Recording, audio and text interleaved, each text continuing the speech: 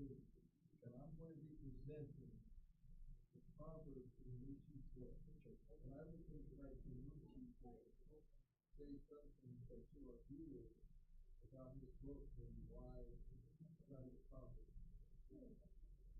You have, so you can ask me how we should say about it. Very short. You're teaching his proverbs? I'm going to be teaching his proverbs. And I want to. I'm Julius High. Come join me as I teach you. And I want to meet you to say something about the book. Okay. So this would be my introduction. I'm not doing a because the first thing I'm going to do is I'm going to play this short video. All right. Welcome back to all the backgammon fans and fanatics. We're back at the Los Angeles Open 2025, Day 3, Part 2. My name is Alex Eshaghian. Thank you for joining me. I don't have that brochure with me, but I want to thank everyone. Candace Mayron, producer and organizer. Tournament directors, Patrick Gibson, Frank Talbot. Events organizer, Cece Pedrosa. I'm Alex Eshaghian.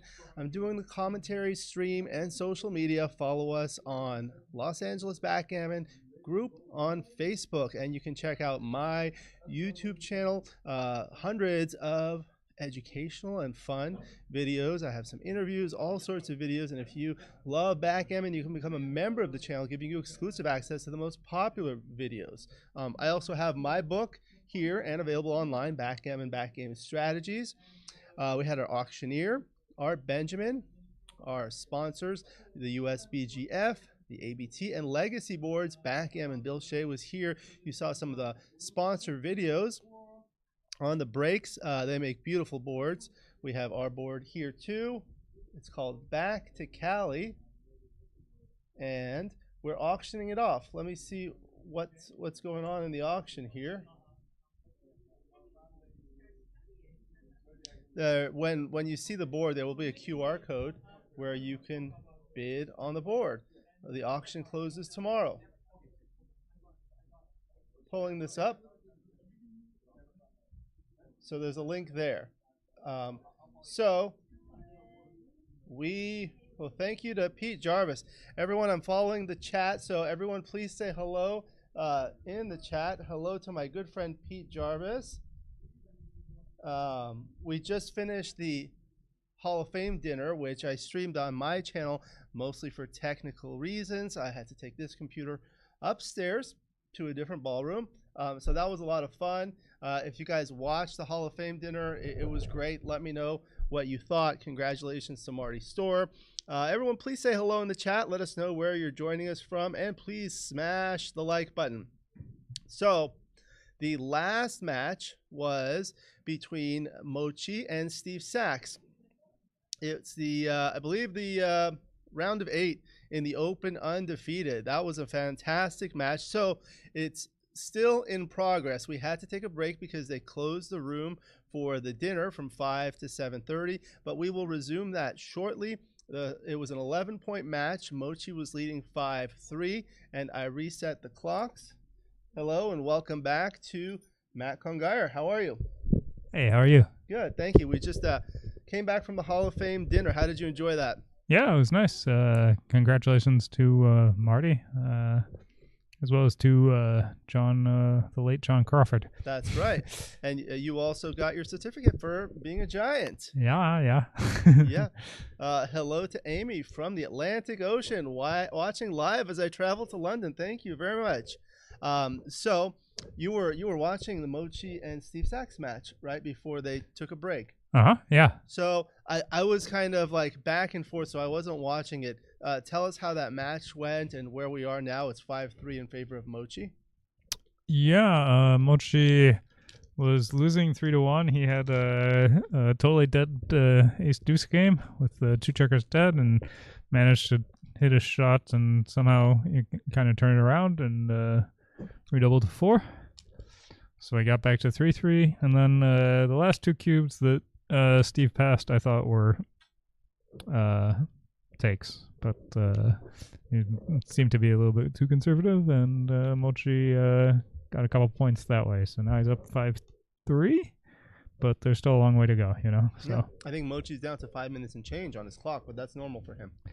yeah, he used a lot of time in the first 2 games. You know, he got down to like 6 minutes when it was like 3-3. So he used, I think, a minute in the last 2 games. So do you have a prediction for the rest of the match? I predict Mochy's clock will wind down well under 5 minutes. You know, as to whether that will actually have an impact on the match, I don't know. Certainly a favorite at the score, leading, of course. Yeah, of course. I mean, he's probably at least a 3-2 favorite. I guess more than that.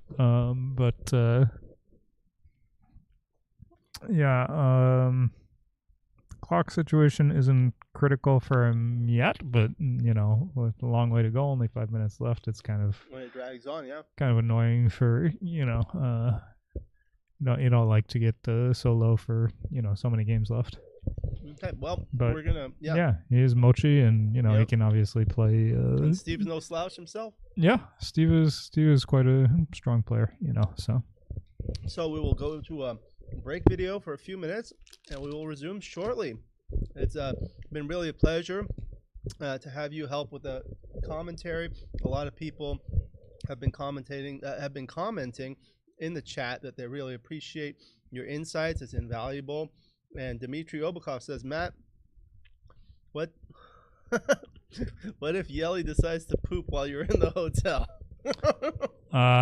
She doesn't really do that, but I take her outside, and she You take her for walks. Yeah, she understands that there's outside and inside. You've trained her well. Thank you, Dmitry. Dmitry is great. He does a lot of work for backgammon. Okay, we'll be back shortly. All right.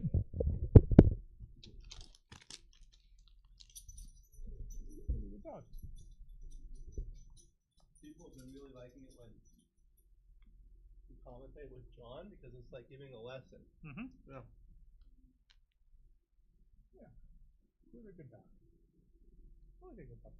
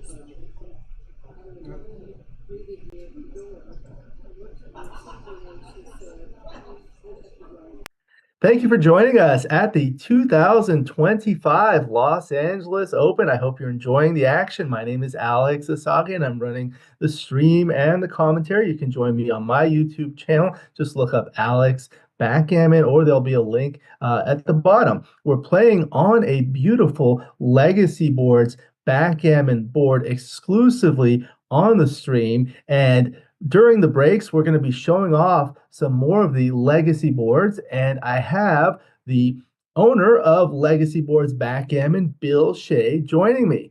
Welcome, Bill. Thanks, Alex. Thanks for having us, and we're thrilled to be sponsoring the LA Open this year. We're delighted to have been invited.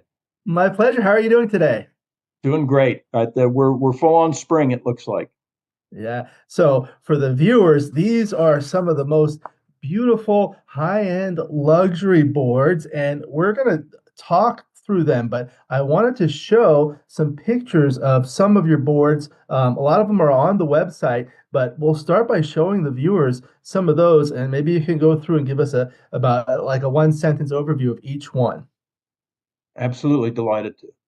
Yeah, this is All Hands. It's a beautiful poplar piece with really striking playing field, blue and white, and then dark blue. It stands out. It's absolutely beautiful. Great little piece. Blush was my wife actually made Blush. Got a little bit of crocodile in there, and again, playing pieces and dice and doublers that beautifully accent the leather and the playing field. Canyon. Canyon is a sycamore. It's a pretty unusual piece of wood, but just amazing. The wood's the star of that show. Citron is another heartfelt piece. Just really beautiful colors. It'll stand out in any room. It's a great little piece to play. Clean Slate's another one. Very sort of regal colors, burgundy set against that gray. Really nice little piece to play. This looks almost similar to the board on the stream. Very similar. Not quite as dark a playing field as Clean Slate. Will be a little bit lighter, but very similar. And yeah, we'll have photos. Well, you'll be able to see it during the streaming. Yes. And Crush.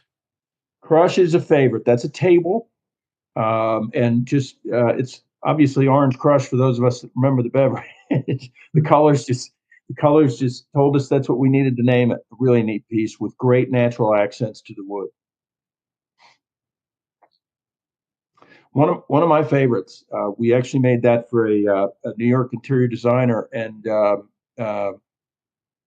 just a really dramatic piece of wood set on a beautiful table base. Really fun piece. We still have that piece. It's still available on the website.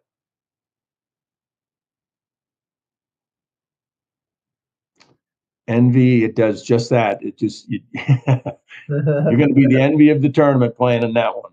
Really neat little piece. Again, we throw some croc in there that just accents really nicely.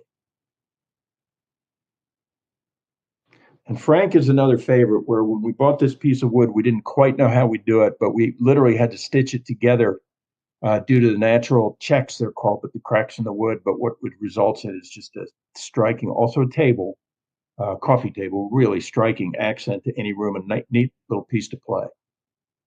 Yeah, we were talking about that on social media. It looks like almost the shape of a football or something like that. And it's I guess it's not an ideal for one person to sit in one direction and the other to sit, but this is more of a piece of art for me. Well, I'll take that and run it. You know, when you sit at a table like that, you actually sit above the table, so that I'm losing the word, but the irregular shape of it really doesn't affect you that much when you're playing it. No, it really doesn't. We've played it, and but what it does, to your point about, we hope somebody does see it as a piece of art, but maybe a good way to sort of introduce the stuff we do. But we really try to maintain. That's from the crotch of a tree, which you can see on the right side, that's a big growth coming off the tree, a trunk coming off the tree. And what it does to the wood is really tough to match. It just gives incredible accents and colors and just an explosion of colors. And then we were able to tie in the bow ties, which just offset everything and really, again, accentuate the natural aspects of the wood. But again, a striking playing surface, very visible, very easy to play, and really fun little piece. Are the bow ties decorative, or do they keep the wood together? They do a little bit of both. You can play with them from a decorative perspective, which I love to do. It's a little complex to do them, and you risk the wood doing them, but they do stabilize the wood a little bit. When we buy our wood, the wood's gone through a lot, and it's all designed to remove some of the natural flaws, some of the natural elements that a tree goes through before it's cut down.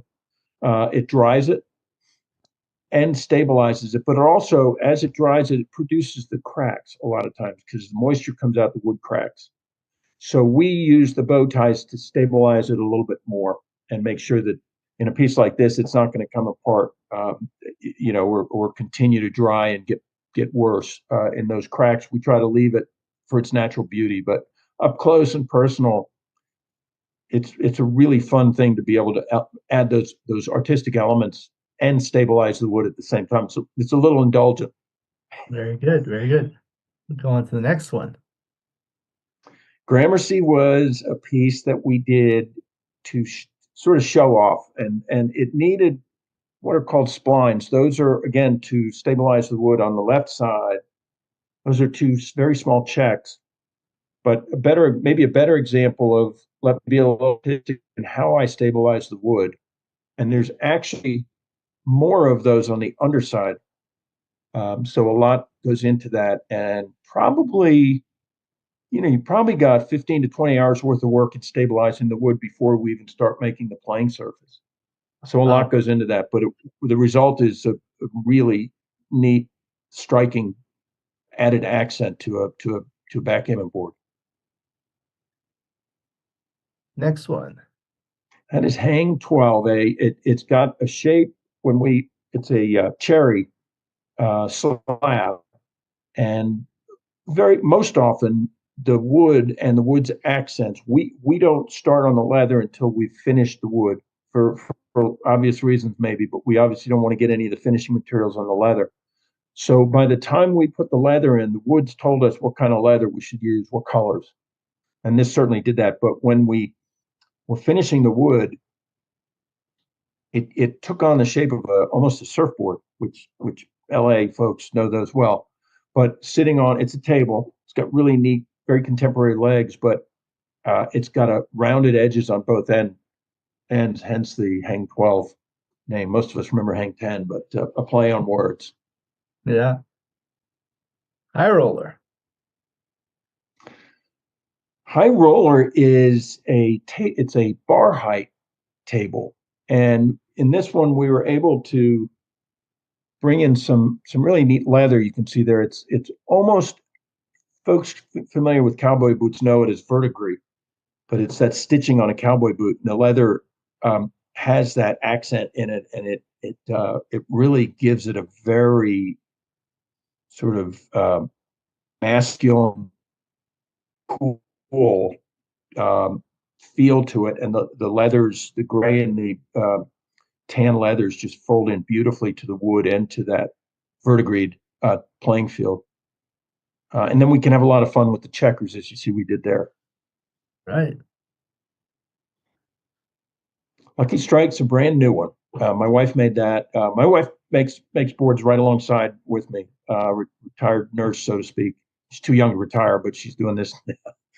But her color sense is remarkable, and it's a beautiful little piece. It's a black walnut, but the playing surface is just explosive. It's so pretty, and then the checkers really accentuate it nicely. Mistress is another favorite. It's you talk about colors integrating to the wood. This one, again, we finished the wood in advance of using the leather, so we really were able to maximize the look and the coordination of the leather integrating to the wood just magnificently. Carrie, my wife, made that one as well. Really pretty piece. Also a table.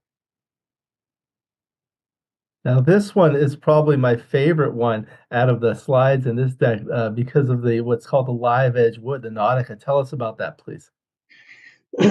Nautica, that is it's a maple slab, and when we got that piece of wood, it had so many unique attributes to it. What you see towards the left there are actually, those are bug holes.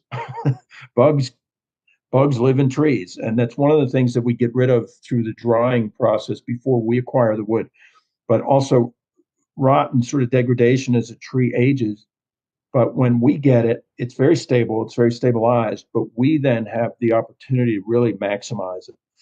And as you can see, that here is so dramatic. And the table base we put it on it's a very stout, really impressive table base, but it just reeks of that sort of nautical feel, and almost a compass like rig there underneath it. But we were able to bring a very stately playing surface into the piece, and with the colors and the natural elements this had, which are very dramatic. This is on the website, and other pictures show it off even further than this. It's a great photo, but between the live edge and those natural elements that we've been able to capitalize on, it's a very striking piece. It's a pretty good sized table, but like most of what we do, it is a coffee table. And a lot of times we'll include, folks will ask us to, we can include a piece of glass that'll go over top of that playing surface.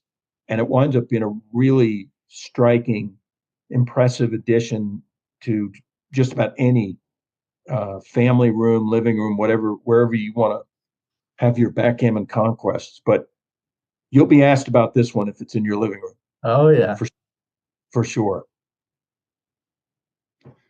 Saddle Up was another fun one where we took some natural element. We took some of the natural aspects of the slab and were able to stabilize, but also sort of an added element in those splines to the right there. They do stabilize. There's more underneath, quite a few more, in fact, on Saddle Up. But again, we went back to that verdigris leather, which is really a beautiful leather. And then the tan playing surface and the bold white make it a really easy piece to play. And Alex, you'd probably stream on that one beautifully too. But it's a very strong, really striking piece. That's a tabletop. Beautiful. Next one, Sailor's Delight.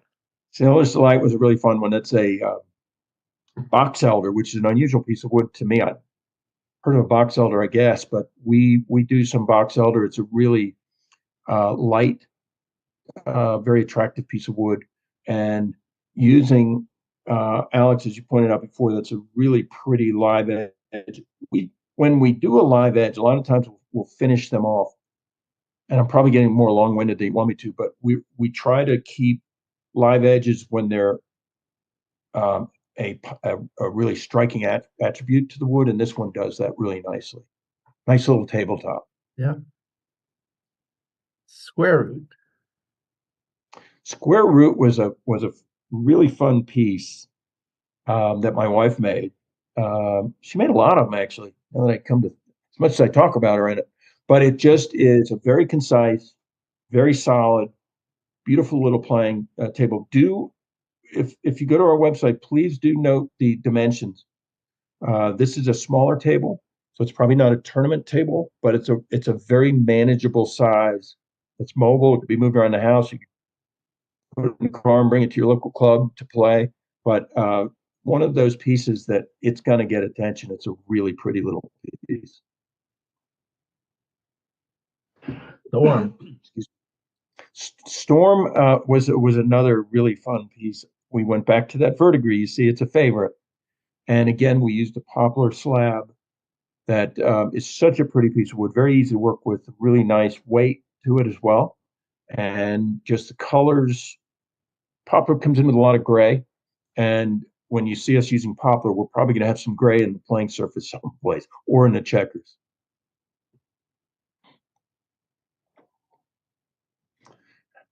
This is probably my favorite. And it just told me up and down when I put that leather in there, that those look like a pair of church shoes you're wearing at church on Sunday, and a beautiful bold croc design.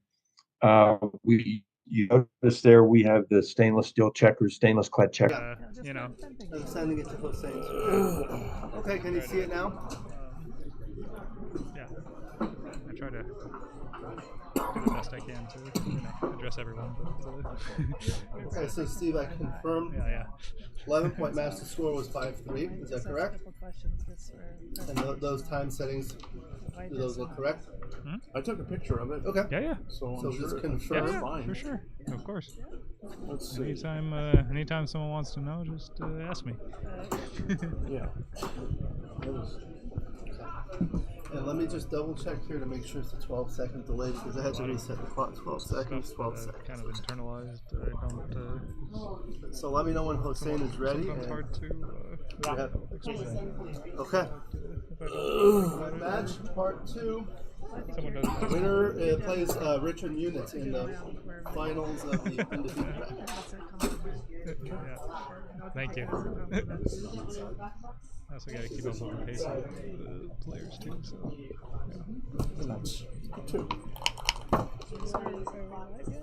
I think we're live. Are we live? I think we're live. All right. Somebody talk to us. Type in if you can hear us. Anybody out there? Are we live? Okay. So Mochy splits and Steve starts with a double 2, making the 11 and 4, putting some pressure on the blot. And Mochy's going to play 4 down from his midpoint. So Moshy's red and Steve's yellow. Okay, he goes with this, making the 2 point. I'm not really sure about that, but Steve is yeah, so he leaves, if he doesn't make the anchor and makes the 8 point instead, he leaves double 2 and double 3 to, as some like jokers to point on him on the 4 point, but if he makes the anchor, then he's leaving 2 6 and 5 3 to get hit on the other side of the board. It would seem to me to make the 8 point. Yeah, Steve agrees. And there's the 3 5, not particularly good, and I think Steve should double from the bar. And the ace is pretty strong.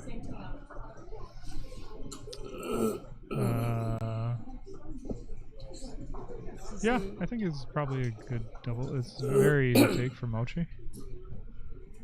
This is the open undefeated semifinal. This is the open undefeated semifinal. So the winner plays Richard Munitz in the final. Will that be tonight or tomorrow? Tonight. Tonight. Yeah, and then so everybody needs to know you gotta stay up. yeah, and then the final will be tomorrow. This is this is the winners bracket, and then it's a double elimination, so they play the winner from the losers bracket as well. Okay, yeah, Mochy still has a checker on the bar, but he sent one of Steve's men back, and Steve also has a checker on the bar now. So who's ahead in the race?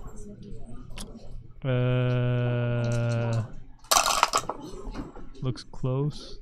Looks close.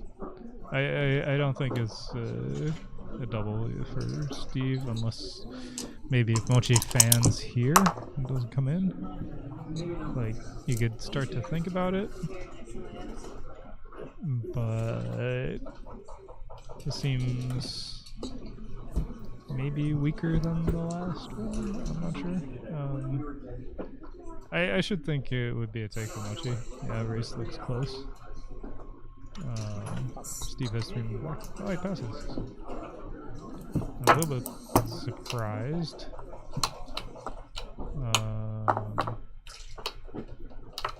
He did have the deuce point with some gaps and strict points, but you know, it seemed like the race was pretty decent and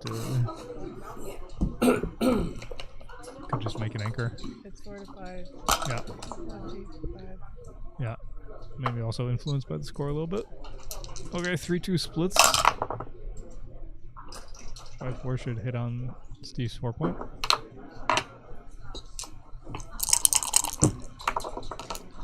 And Mochy comes back with a 4 hitting and a 2 making the outside point.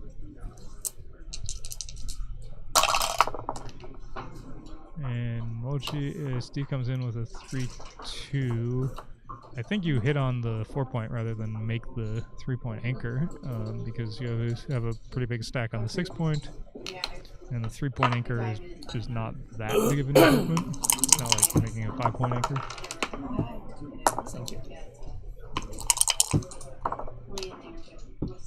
4 hits from Mochy, 2 probably comes up from the back, 24 to 22. Yeah.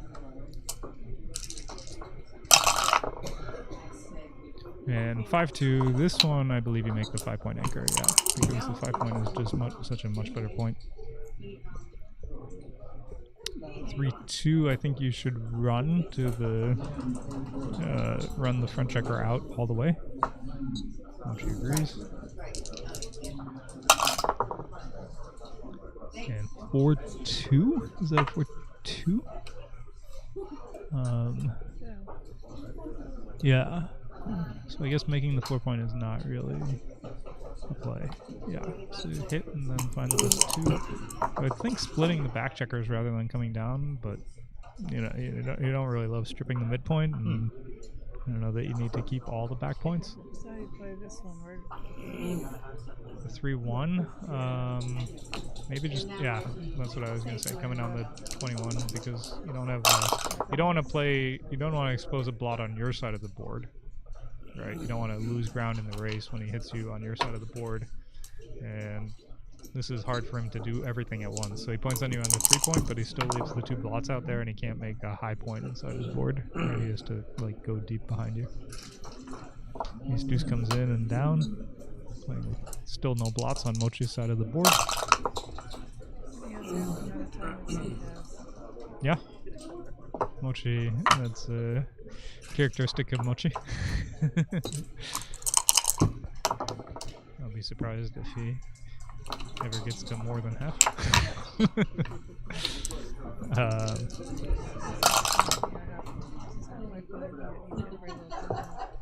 Yeah, well, he could have a lot less than 5 minutes. we'll see how that plays out, but 2-1 probably comes in on the juice point and just makes the juice point. You don't have a great way to play it otherwise. Coming out to the 18, I don't think. I think you... Yeah, I don't really want to break my 8 to leave all the blots. 5 blots out. Yeah, like breaking the 8 point really costs you in terms of the structure. I mean, okay, hitting a checker is nice, but 5-1 comes in and hits.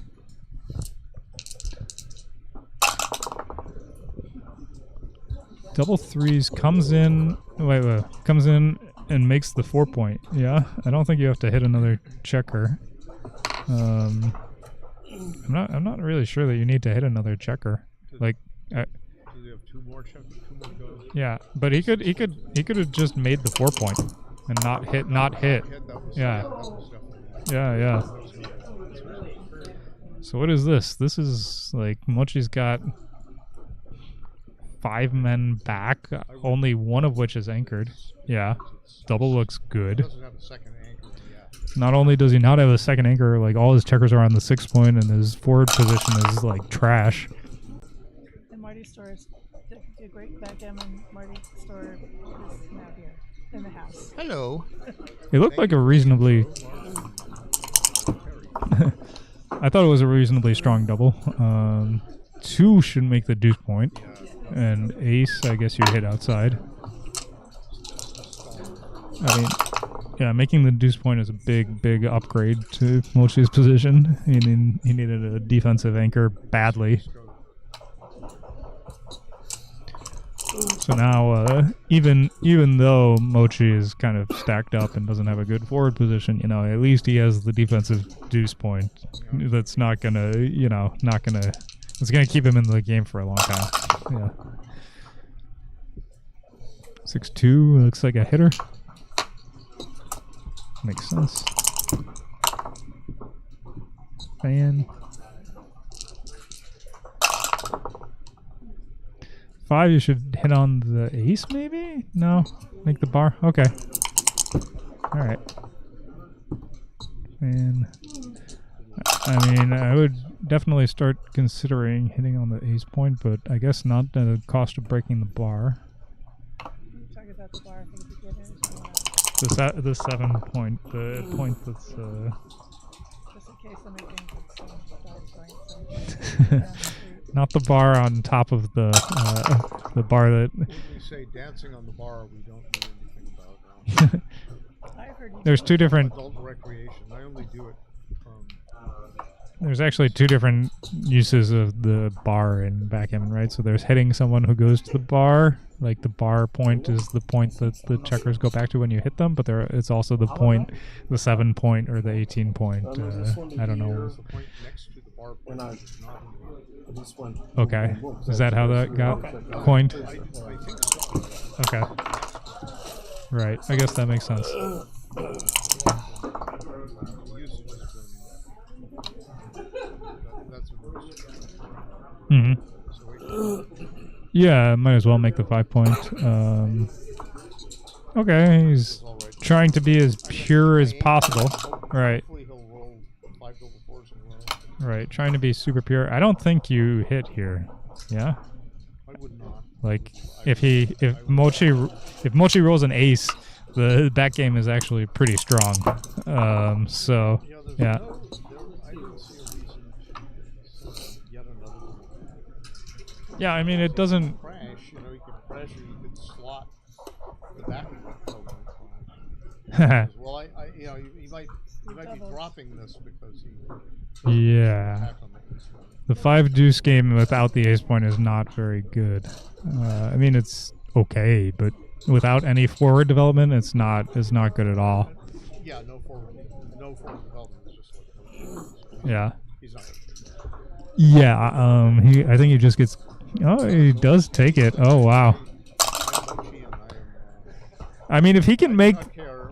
He has to hit on the ace point, right? Like, if he makes the ace point, Mochi has a strong game.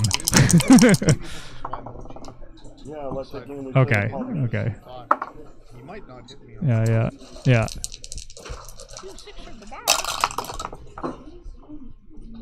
Well, not now. I'm not gonna do 9 now. Yeah, now there's no need. Like, the point of hitting before was just that if Mochi made the ace point, he would have a strong back game, right? Yeah. So now Mochi's gonna come up, get out of that mess. And he has a reasonable 2-5 game. I mean, it's not a great 2-5 game, but... Yeah, makes sense. I could just strip the point and Yeah, Mochi does not really want to hit, and he's kind of going to be forced to hit if he rolls a 6, so it's actually kind of nice for Steve to get hit. Yep. Yep. And 6-5, I guess, will make the ace point. Actually, you could just play 9-4-9-3. You could play 9-4-9-3.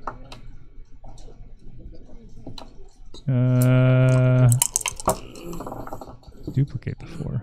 Okay. Right. I hear you. I think you should play the 4 up and play 8-6. I would not Yeah. have 3 blots in the air. Let him clear himself up. Yeah. Should just go up. No, he's gonna hit. He's gonna look at it anyway. Mochi is famous. Look at the position. Sure. Yeah. I like this play. Sure. Look at everything. See, well, the 4 must be played. Well, we can just clear the 7 point. That looks like you get 4 spares on each of your points. You know, it's not even clear he wants to hit you with a 4. 3 will make the 3-point and then come out with a 5. I don't. Take my 5 point. I think you want to at least make a point. Yeah, now he might again. Now he might just clear. Right, right. Now I can just clear the 8 point. Clear the 8 point Yeah, yeah. and leave a single direct shot. Right. 6-2. Okay, you're gonna have to. Half the deck is covered. At least I can slot my 5 quickly. All right, there we go. And now I guess 6-4. Yeah, I believe so. Mochy is basically. I mean, Mochy is basically playing a deuce point game, and it's not a particularly good deuce point game. So, you know. Maybe aim. 6 off. I think. Yeah, strip it. Well, Okay. before he has it. 5 point. So if Steve can clear the 6 point, it's going to be a long time. Yeah. It's going to be a long time before Mochy can ever get a shot. So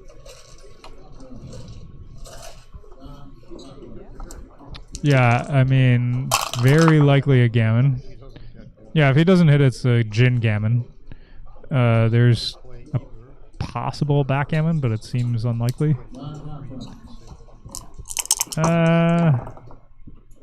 Was that really the right play? I would have come off. I actually don't know. Yeah, every checker you bear off is another checker off for when a shot possibly comes. I mean, yeah, but you were leaving shot numbers where you would have like 9 checkers off. Now you're leaving shot numbers where you have like 5 off. I mean, getting hit with 9 off is a big difference.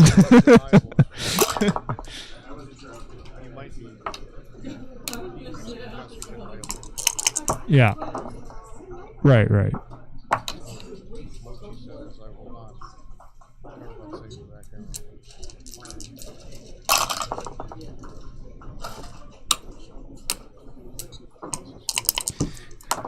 Mochy's still not really in danger of getting backhand, but gonna be hard to save a gammon even with 6s.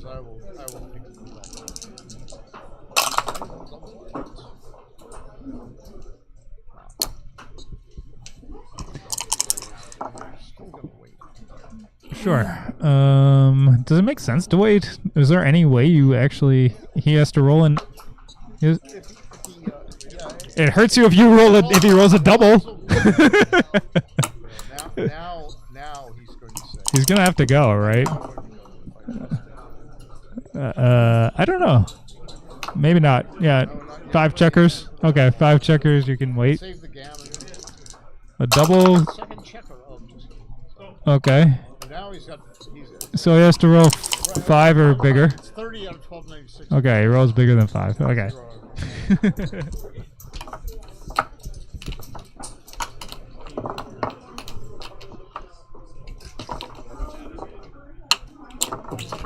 Yeah, beef sticks. Okay.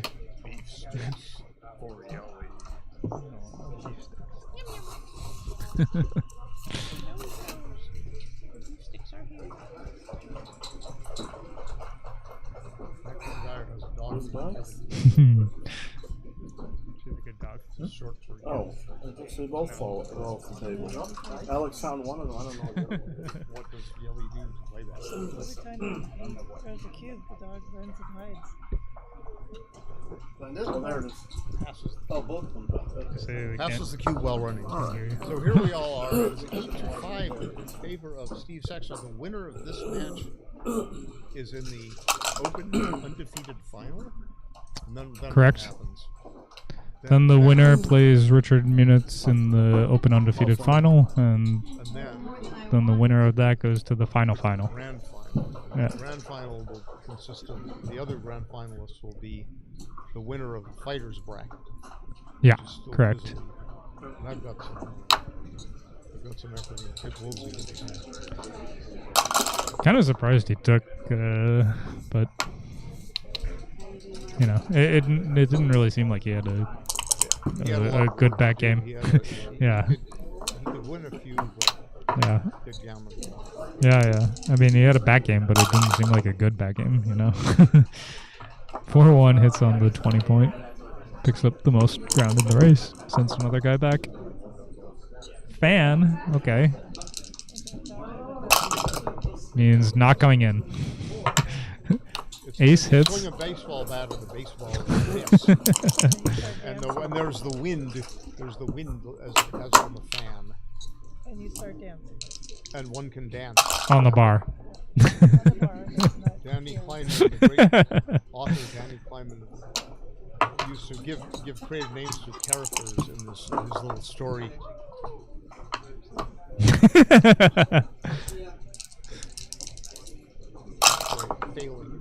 Failing. Keep going. I don't know, but my money is on Kit Woolsey. 6 should... Oh, man. Do you come out to the 18? I think you do. You just have to get checkers off the 24 point, even if they don't go to the points you necessarily want. 6-5 is a double hit. It's going to hit there, hit on the 3 point. And then he will double threes back. You better roll something. Any 3 would be nice. 4-1 is 4-1 is at least entering 2 checkers. Yeah, it's not nice enough, but it's better than not coming in at all. 4-3 makes the 4 point. He mostly like desperately needs a 3. 1, 2. So Steve makes the 3 point, and now it's pretty much. Yeah, I mean it's pretty much looking like a gammon, most likely. I mean it would take Steve to 10-5. He's playing on. Sure. He's. Well, this isn't really complex. Okay, Mochy comes in with a 4, with an ace. Yes, Steve is too good. He's just trying to win a gammon.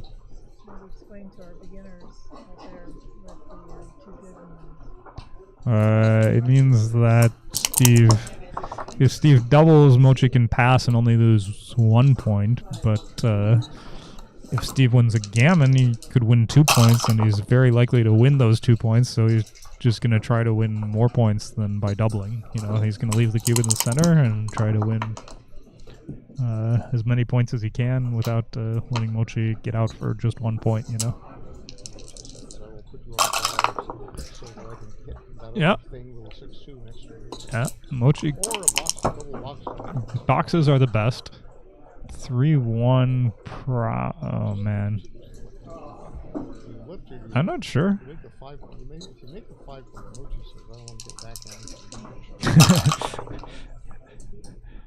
The problem with this is that you may get gammoned anyway. Now you can play that, or you can play 11 points. The 9 points is a nice little way station for the outside shooters. Yeah. Another crossover. 5-1. Boards. Okay. Slot points. Slot points put a checker on the point without covering it.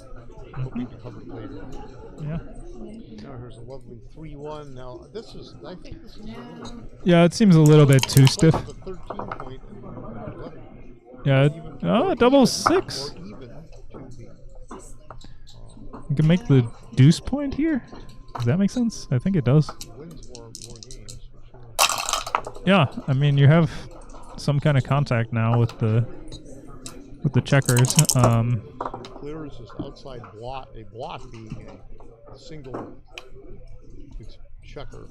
Steve is still too good. And Mochy is just putting his checkers on those empty points. Yeah, he couldn't. He could close those empty points. Yeah, he wants to. There he goes. There he goes. There's 2 of them, see? Okay, so what about now?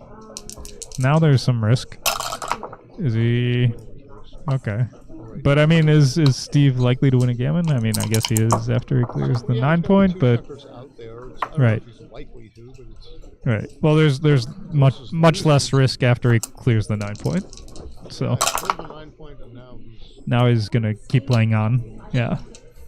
bears down to an almost ideal position there. I mean, he had 6-1, 6-2, 5-1, 5-2 to leave shots when he had the 9 point. It wasn't like totally a gin. So now Steve says, well, since the gammon is somewhat in doubt, and I have no block numbers after that move, I will happily take a checker off. Yeah. Mochy says, shall I bite the bullet? I think you stay. I think you stay. The risk is that you don't exit. Right. The risk is that you don't exit next turn. If you do exit next turn, you might be facing fewer attacks. And Mochy says, I'm going to get out while the game is good. It's gotta be close. Point on me. Double threes. Perfect. Yeah. 3.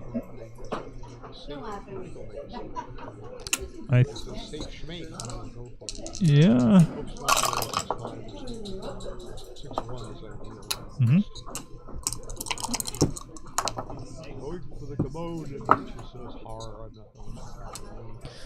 Will very likely save a gammon.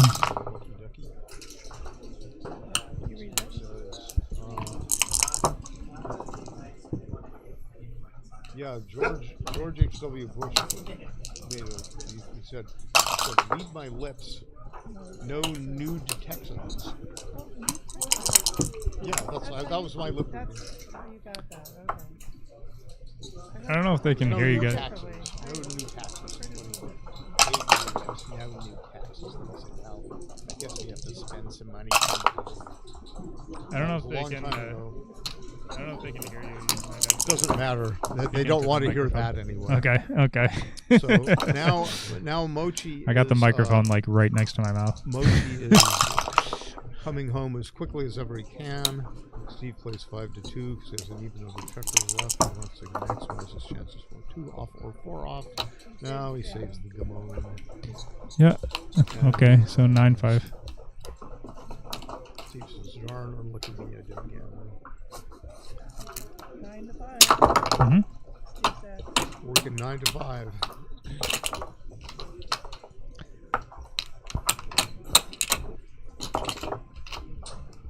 Stevie takes the morning train. I would think it makes sense to double when you have the 9 point in the outfield, but yeah, it could have been. I'm not sure. Like when in doubt, don't double in positions like that when you're ahead. Well, it's just a monster pass, and it's just a question of if you can win enough gammons to really justify leaving the 8 shot numbers or 9 shot numbers. Maybe. My guess. Maybe so. Kaboom! Hits. Does not want Mochy to make a bar point. 2-1 comes in and hits. Steve says. Yeah, he rolled 2-1. 2-1, so he came out off the bar. Oh, double twos. Oh, he couldn't because he could, but his own 4. Yes, I'm sorry. But he'd have to not hit on Mochy's side of the board if he did that.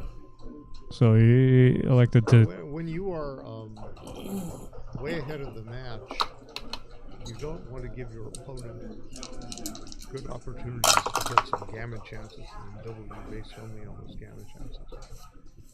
And when you send a lot of your opponent's checkers back, you are frustrating their attacking plan. And maybe that is what Steve was thinking.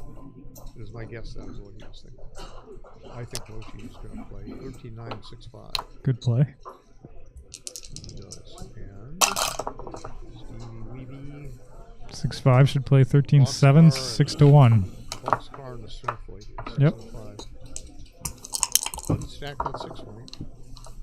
Put him on that roof. Now comes in. Make the 5 point, I guess. 4. No, coming on the 4 point. Yeah. Make the Yeah, I guess so. Make the 21.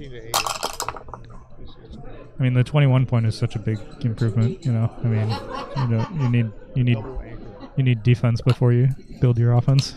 Double anchor. Now Steve dumps the checkers behind, hoping to make a board quickly. Mochy says, I'm going to make a board quickly before you're going to make a board quickly. Yeah. Then you will have to fear... Mochy's board is going to be better than Steve's board, but on the other hand, Steve's winning the race. Best board point available, the 3 point. Steve. Well, it looks like... Steve is well ahead in the race. It's like 160 for red. It's like way less than 160 for red. Yeah, Steve is up, I don't know, 40 pips or something. Yeah, 15.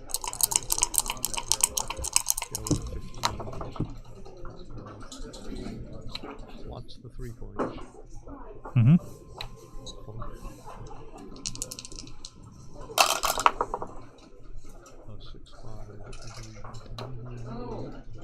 6-5. Boy. I do not want to be that right now. I just don't. So is that the right idea? Mochy says, well, I might as well make a 4-point board. Hey.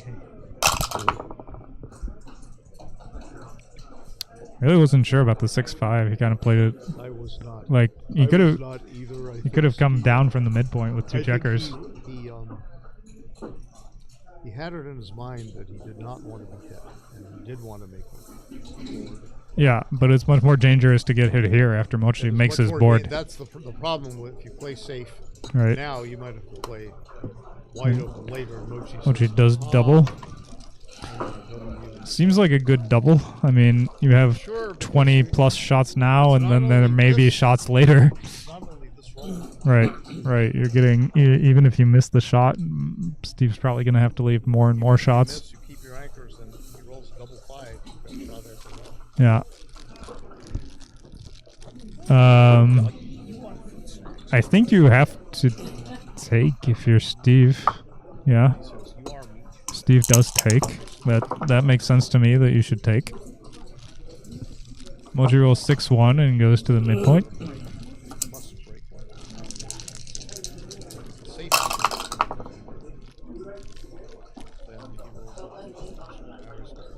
Now he's going to lose some lots.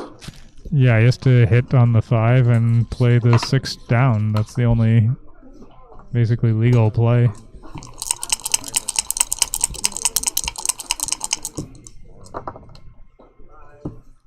Fan from Mochy. Okay.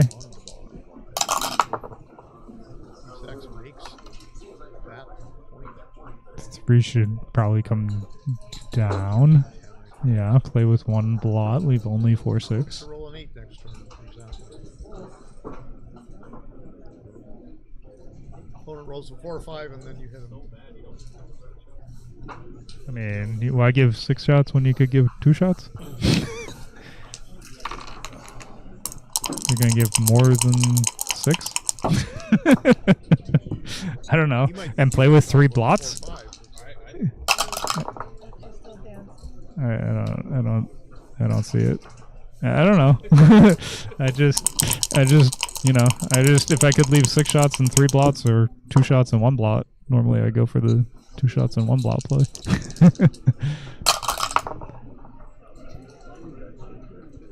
Yeah, I mean, it's not obvious that one play is easier than the other play. It's just, one play has 3 blots and the other one doesn't.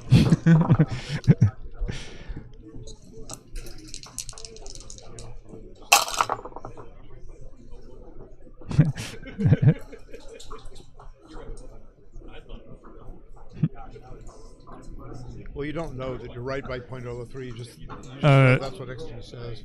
6-5 is probably 13-8, and you could either play 11-5 or 13-7.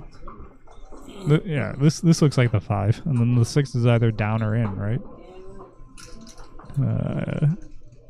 I mean, same number of shots, just cleans up more easily. Hmm? Kaboom! Unkaboom. Unkaboom. Yeah, it does clean up. It cleans up more easily now, for sure. And Mochy just goes. Mochy says, if I come out, how many... I don't see how coming out... How can I hit next turn? I don't see how coming out helps you in any way. Does it? Double 4s. Double force is great. You can move with double lot. If he rolls a number like, let's say, But it's a double lot number regardless. what? So it's not. If he rolls like a 2-1, you actually get an indirect shot if you don't come out, or something like that. You know, 3-1, you're getting indirect shots, or Double threes is a blot number.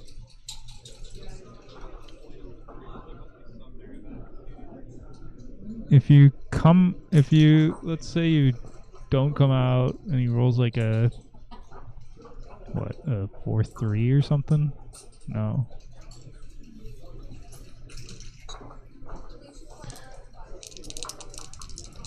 I just don't see that variation very well.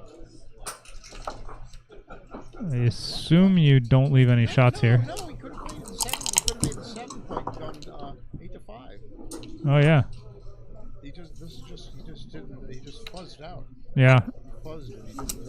Now it's 6-4. Well, 6-4 Yeah.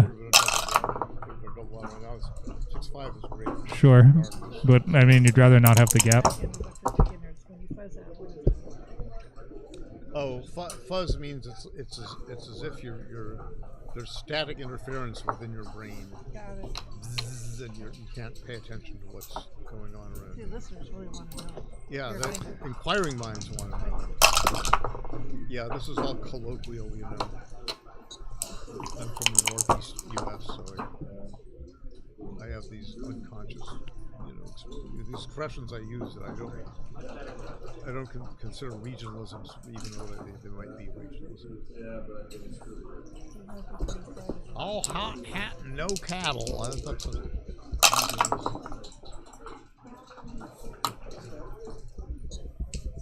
okay, off we go.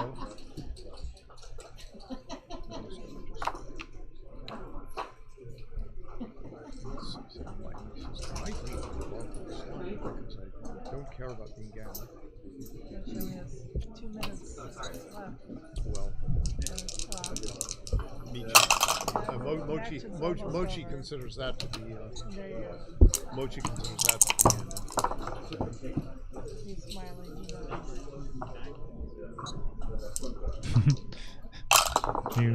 If you can do this, you should go to Vegas.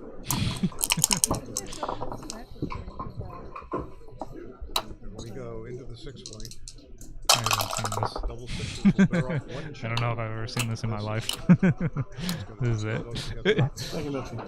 Yeah. Steve Is that Sachs me? is in So the that's finals good. of the undefeated bracket. Congrats to Steve. If you Richard had the Munitz. AC Deuce open, I'd probably pass. But I don't have a spare on the 6 point. It's a big deal. Oh, yeah. Jabbing his finger around. Yeah, I'm not sure. The non-gammonish tick point is really, really low, but I can get gammon right now, so...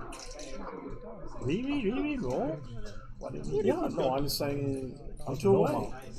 Non-gammonish. Of course, there's a lot of gammons involved. No, even if it's non-gammon, it's like Still 21%? 22.5. Oh, is that high? Yeah, well, It's it's not like 208, 408, 208, Come. 508, it's 208, 6. So being 208, 408 is a big deal for me. Call me a putty, I'm gonna bite you. Yeah, but I'm not sure. So what do we have up? Soon enough. Do you got the hit? Yeah, I know. I love Nope, yeah, I know. Some numbers that you have to. Yeah, a lot of... Like, unless you like 3, 4, 3, 5, 3, 6, and 1, 6. Yeah. I am wondering about my own. Yeah, so you have like 9 good numbers, I'm waiting for a match. 11 numbers. I know who I played with. So. Yeah, I mean, it's probably okay. Randomly. Oh, okay.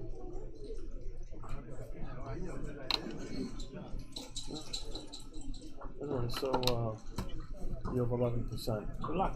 And I have 10% you, so keep fighting. Yeah. I traded with Kazuki in Monte Carlo Open. Yeah? We made a deal like whoever goes just gives the guy, and he won the consolation.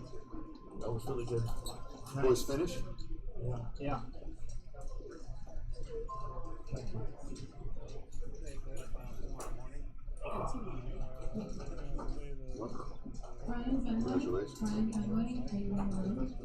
mean, there's nothing better than being Mochy. It's like beating Michael Jordan in basketball. Right?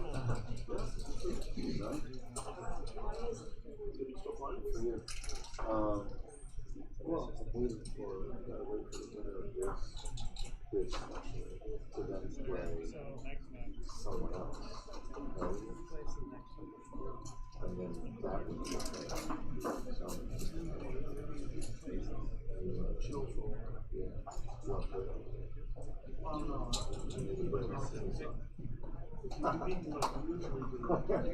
I'll get lucky this. That'd be a big drop. That'd be a big drop.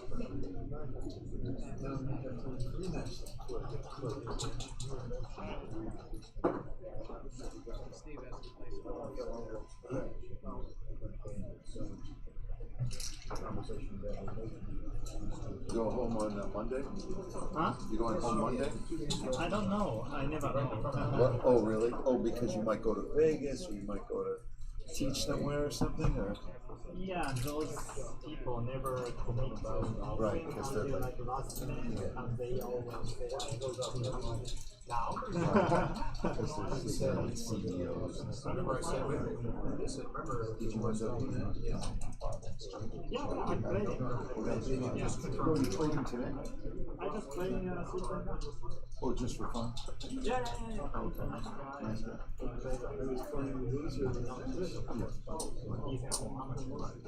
Still going on? So, I owe you a lot of money for the Super Jackpot.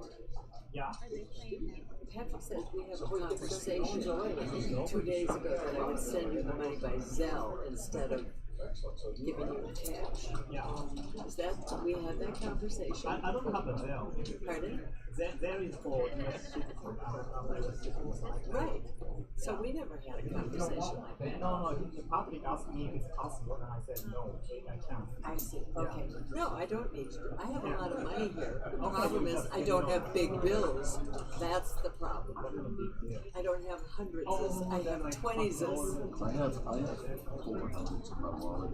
I know. I need 4,000. Thank you. I was going to say every little bit helps. So I've got money for you. To Vegas again. Well, I've got some of it's banded, like in a band. So I've got, is it about 11,000? No, not that much. I think I won 6,000 in Spain and 2,400 something like that. So it's about 8,000. Well, I have money. It's just not necessarily going to be. It's not going to be too many hundreds. Okay.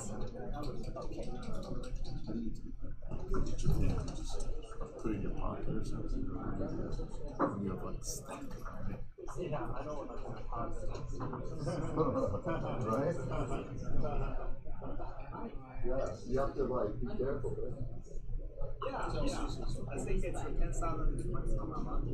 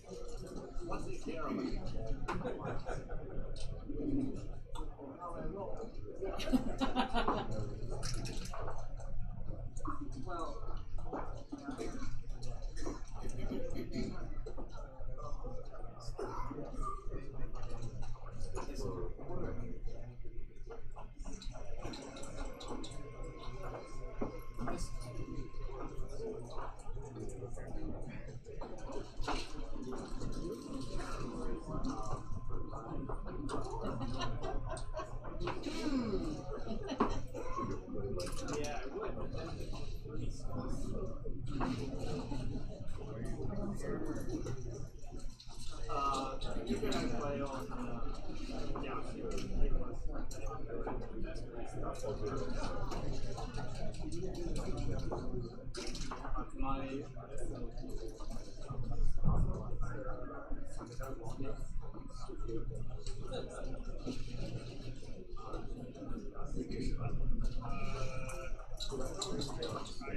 It was pretty horrible.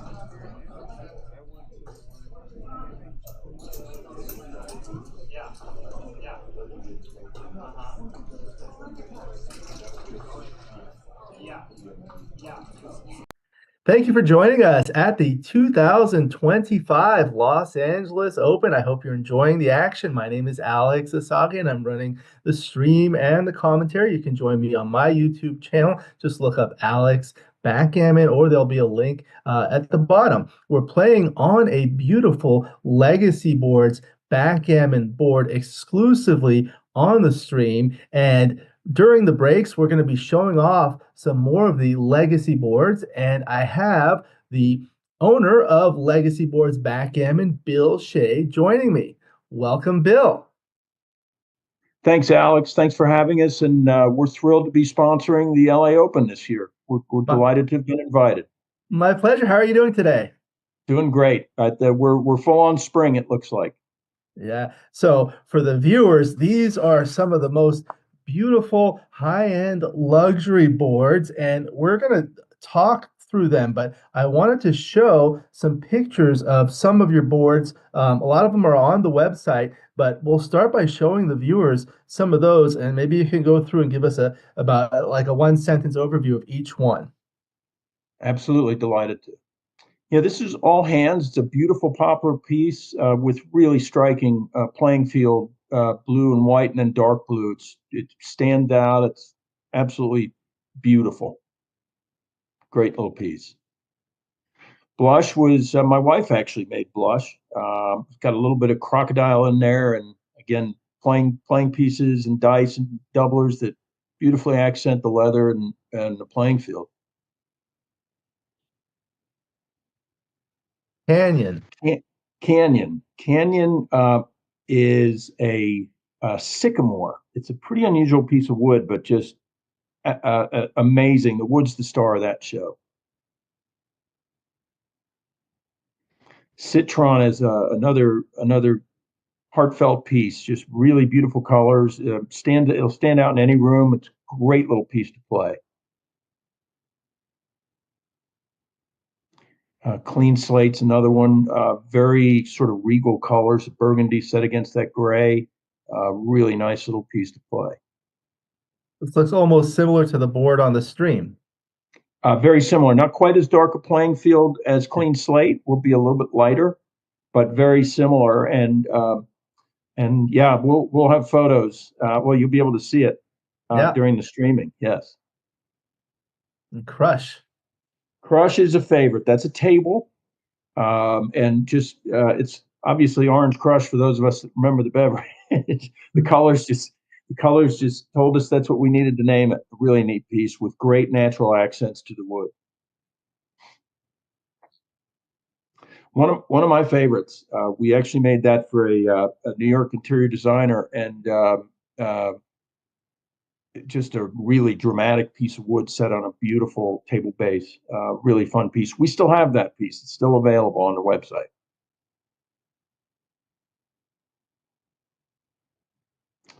Envy, it does just that. It just you're going to be the envy of the tournament playing in that one. Really neat little piece. Again, we throw some croc in there that just accents really nicely. And Frank is another favorite, where when we bought this piece of wood, we didn't quite know how we'd do it, but we literally had to stitch it together due to the natural checks, they're called, but the cracks in the wood. But what would result in is just a striking, also a table, coffee table, really striking accent to any room, and neat little piece to play. Yeah, we were talking about that on social media. It looks like almost the shape of a football or something like that. And it's, I guess it's not an ideal for one person to sit in one direction and the other to sit, but this is more of a piece of art for me. Well, I'll take that and run it. You know, when you sit at a table like that, you actually sit above the table, so that I'm losing the word, but the irregular shape of it really doesn't affect you that much when you're playing it. No, it really doesn't. We've played it, and but what it does, to your point about, we hope somebody does see it as a piece of art, but maybe a good way to sort of introduce the stuff we do. But we really try to maintain. That's from the crotch of a tree, which you can see on the right side. That's a big growth coming off the tree, a trunk coming off the tree, and what it does to the wood is really tough to match. It just gives incredible accents and colors, and just an explosion of colors. And then we were able to tie in the bow ties, which just offset everything and really, again, accentuate the natural aspects of the wood. But again, a striking playing surface, very visible, very easy to play, and really fun little piece. Are the bow ties decorative, or do they keep the wood together? They do a little bit of both.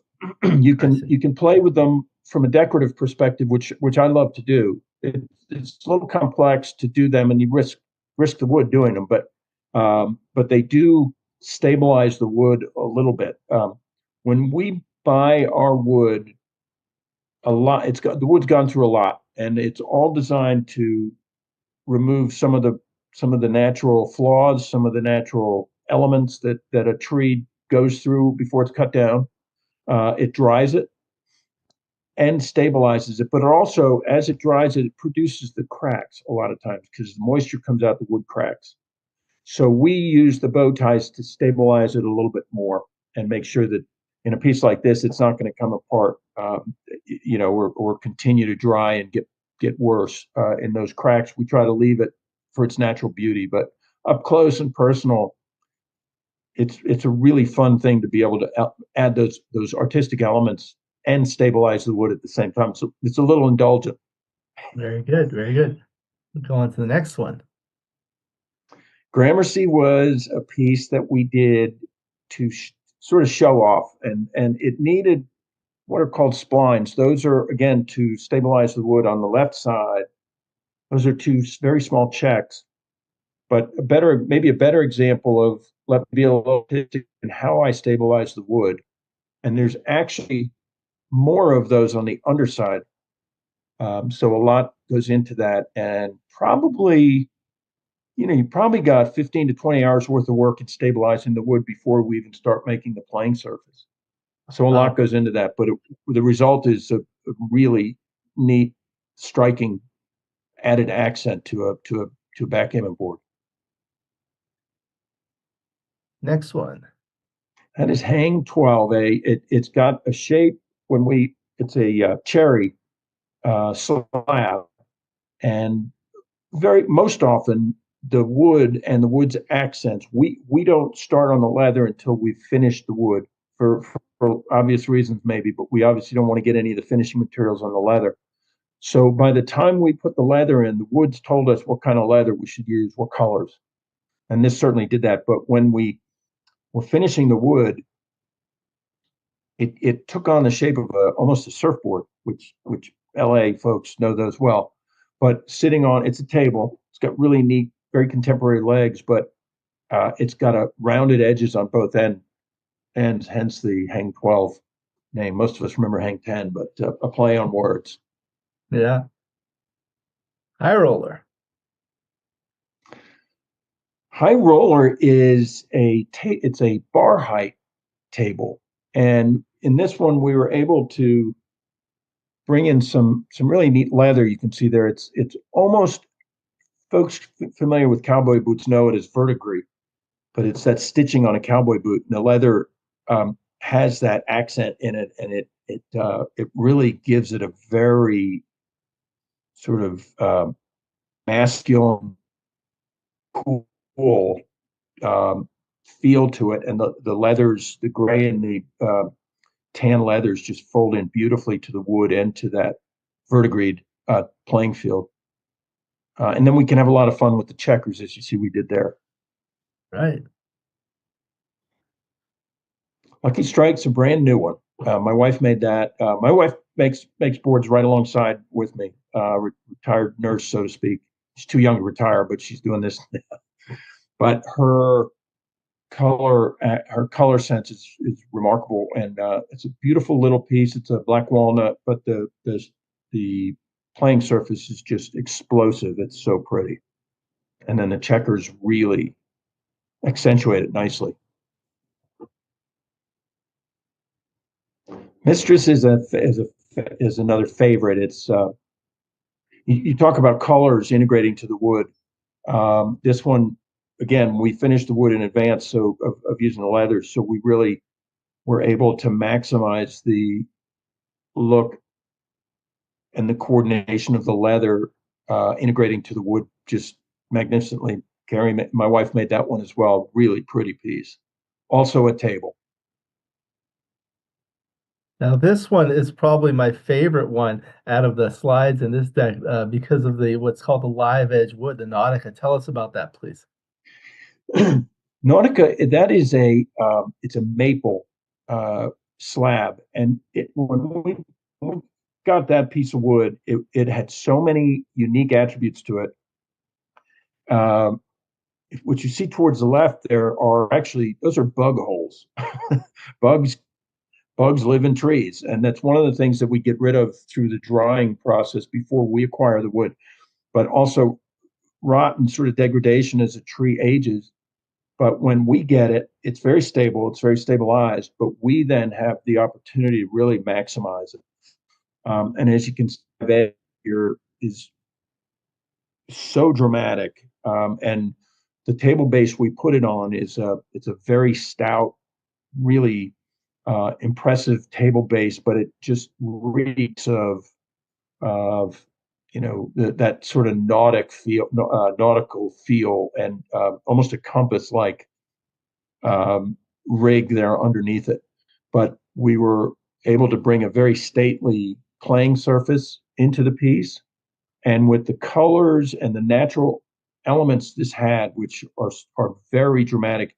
This is on the website, and other pictures show it off even further than this. It's a great photo, but between the live edge and those natural elements that we've been able to capitalize on, it's a very striking piece. It's a pretty good sized table, but like most of what we do, it is a coffee table.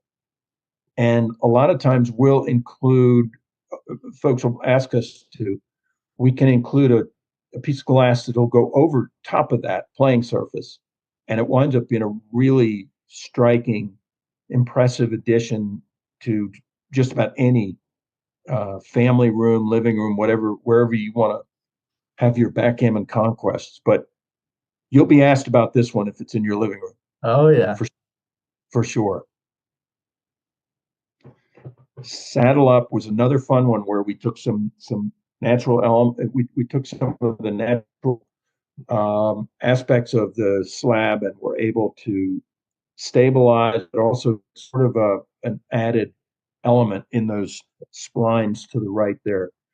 They do stabilize. There's more underneath, quite a few more, in fact, on Saddle Up. But again, we went back to that verdigreed leather, which is really a beautiful leather. And then the tan playing surface and the bold white make it a really easy piece to play. And Alex, you'd probably stream on that one beautifully too. But it's a very strong, really striking piece. That's a tabletop. Beautiful. Next one, Sailor's Delight. Sailor's Delight was a really fun one. It's a box elder, which is an unusual piece of wood to me. I've heard of a box elder, I guess, but we do some box elder. It's a really light, very attractive piece of wood, and using Alex, as you pointed out before, that's a really pretty live edge. When we do a live edge, a lot of times we'll finish them off, and I'm probably getting more long-winded than you want me to, but we try to keep live edges when they're a really striking attribute to the wood, and this one does that really nicely. Nice little tabletop. Yeah. Square Root. Square Root was a really fun piece that my wife made. She made a lot of them, actually. Now that I come to, as much as I talk about her in it, but it just is a very concise, very solid, beautiful little playing table. If you go to our website, please do note the dimensions. This is a smaller table, so it's probably not a tournament table, but it's a very manageable size. It's mobile. It can be moved around the house. You can put it in the car and bring it to your local club to play. But one of those pieces that it's going to get attention. It's a really pretty little piece.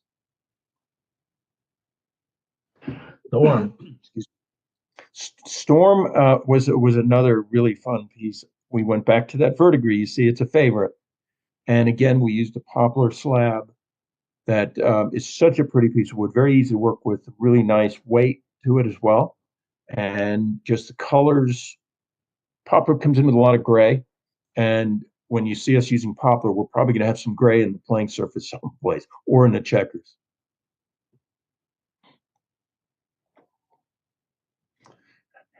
This is probably my favorite, and it just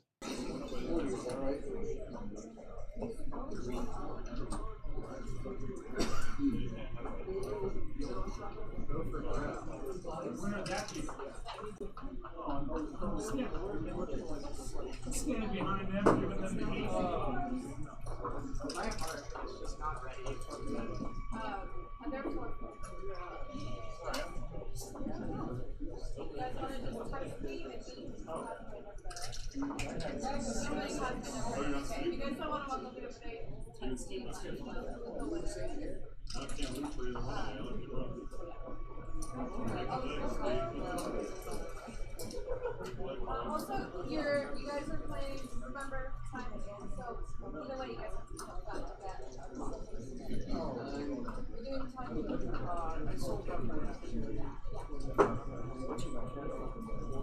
So I'll take a picture. Are there score cards anywhere, or? Well, you can use that, but you want the written one? Yeah, I prefer to write.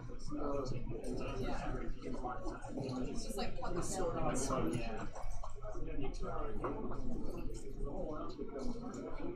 You still have your one.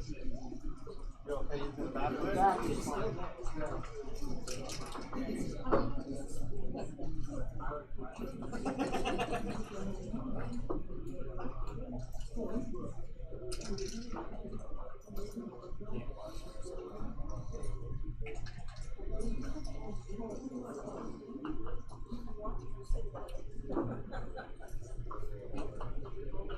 So, when you're ready, take a picture of you shaking hands and pretend like you're happy. Some people need to pretend more than others. Some people don't do anything they say. No trick shots. Unhappy souls.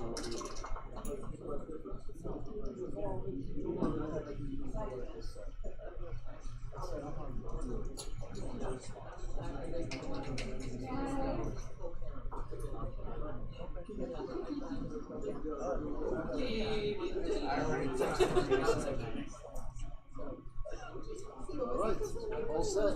Alright. When you're ready, please be seated. I'll take a picture of you shaking hands. Okay. Please shake hands. Look at the camera. 1, 2, 3. Okay, very good. So 11-point match. Just give me 30 seconds to get over there, and then you can start. Okay, otherwise you get penalty points. Oh, hey, thank you. Well, didn't want to go too hard on it. You want to use the box or cup, or what do you want? Oh, I'm going to use the box. All right, we'll both use the box. Okay, I'm black. And I get to pick whichever one. Yeah, exactly.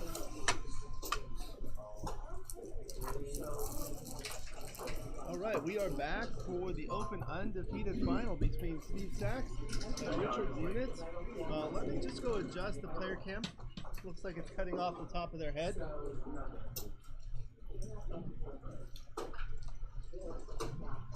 Alright, I guess we can start. Yeah, good match once again. 1, 3. We're off to the races. Thank you very much.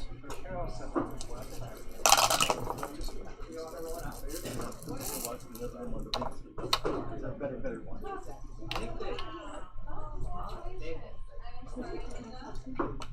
I think I just got set like it.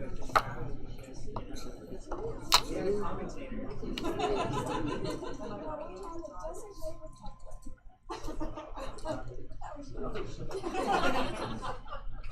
they might have a mic for you next to them. They'll cover with a good time. Yeah.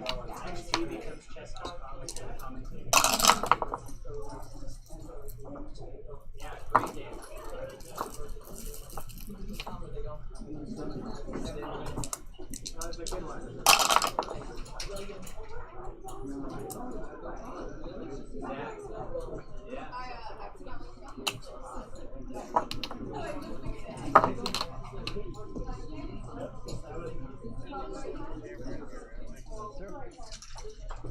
right, everyone.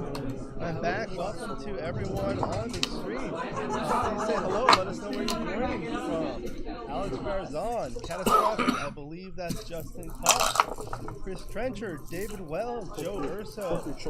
We've been very fortunate to have some very fantastic matchups. So this is the final match of the night.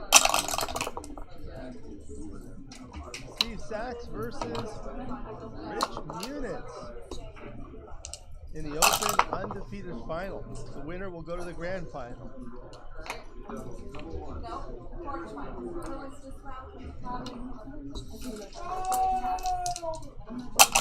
I'm gonna just quickly post this on social media.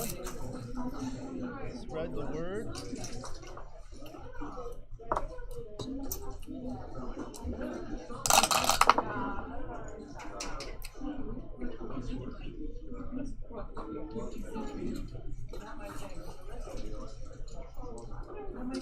All right, welcome back.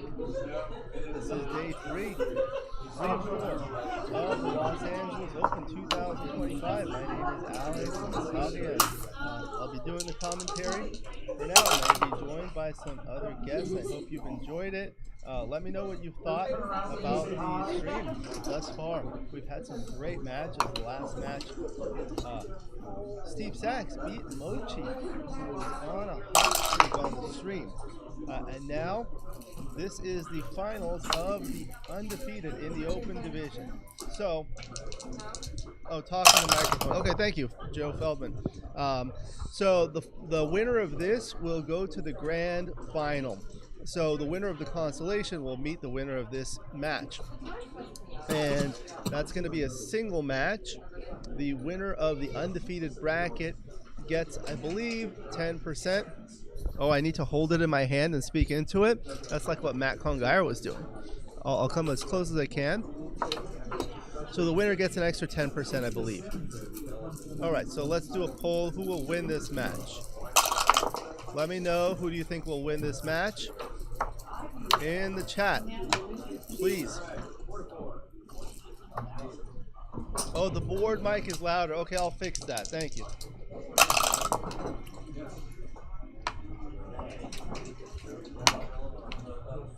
Oh shit! I have to hit. Duplicate your deuces. Okay, let me go fix the volume. Thank you very much for your feedback. I appreciate it. I changed it. I'll tell you.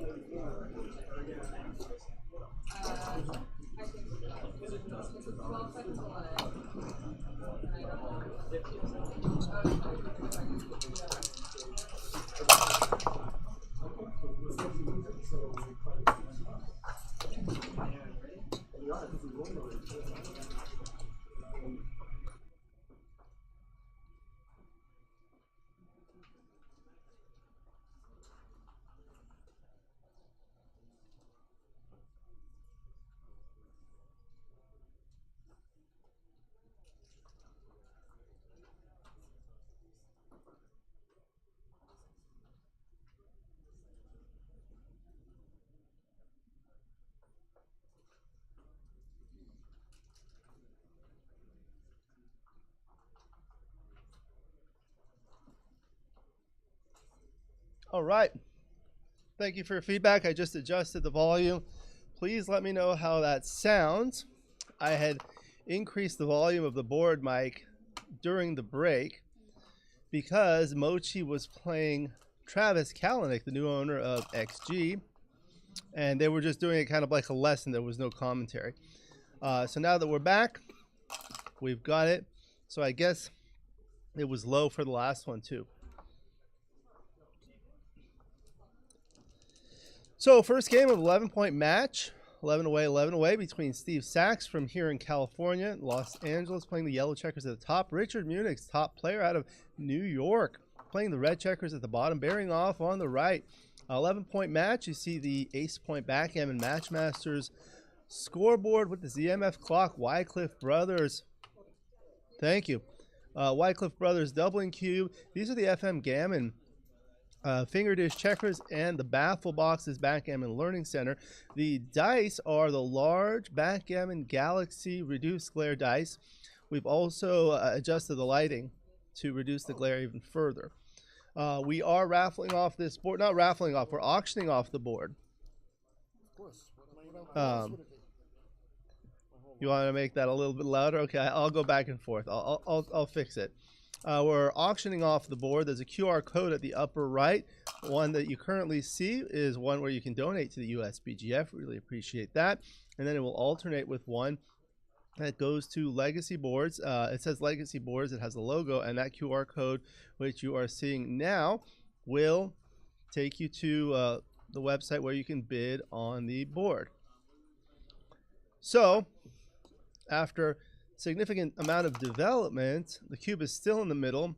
Rich rolls a double 2. That's a crushing roll. Makes the full 6 prime. And that's basically a cash. Double 4.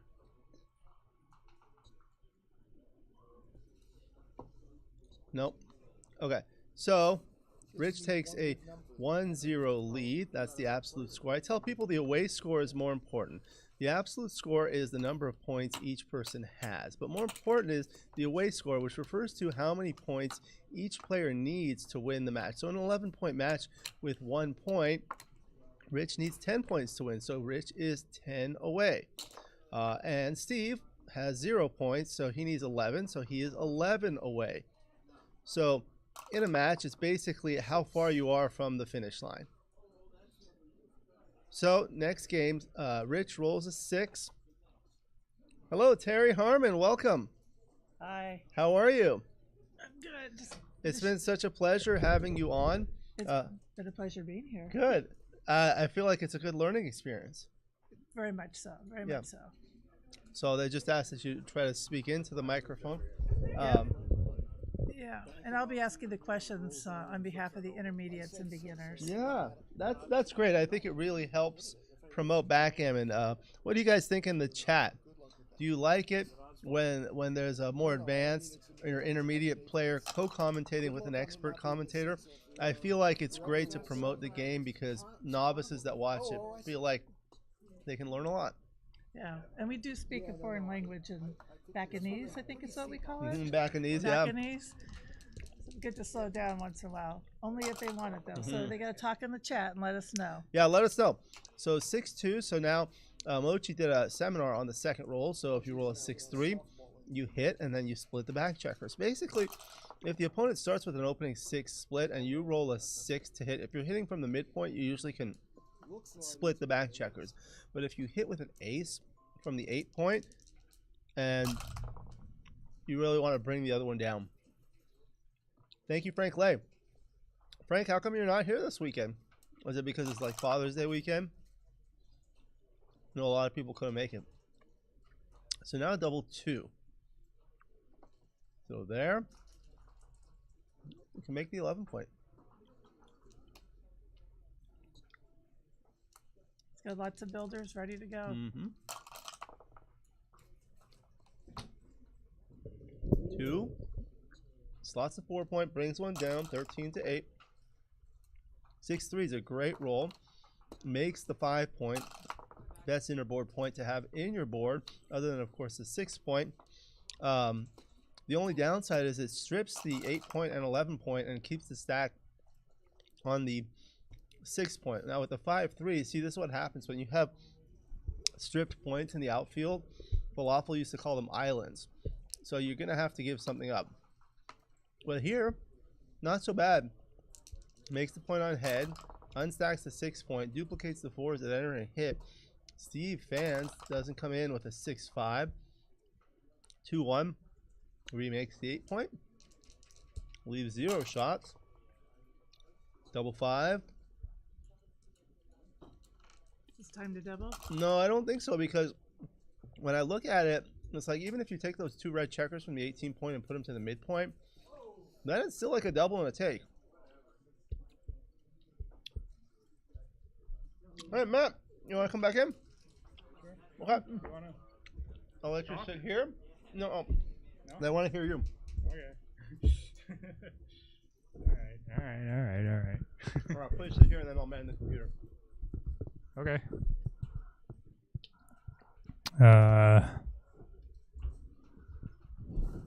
What did I miss? Sex, Steve and Rich. Yeah, both good players. Steve's been around the block a few times. Rich leading 1-0 has a 6-4 from here. I don't think making the 2 point. I think you make the bar point. I was just gonna say that looks very reasonable. I mean, 2 point while he's on the bar has some value, but you're also going behind his anchor, and then you just have too many checkers in the outfield and too many gaps, I think, if he actually enters. I think bar point might be better. 2-6 fanning.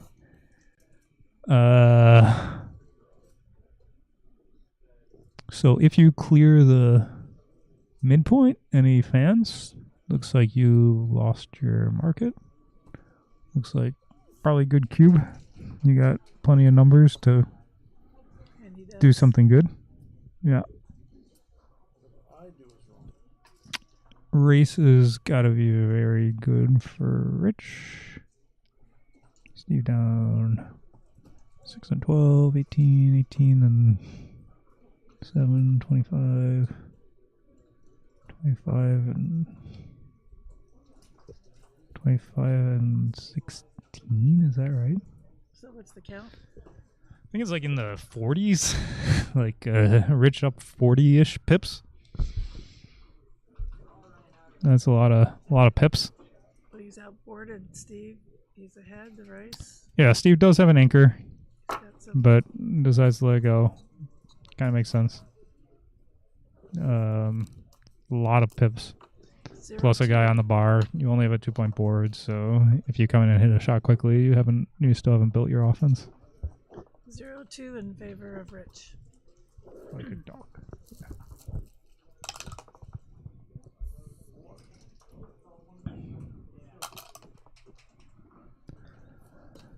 5-4 split.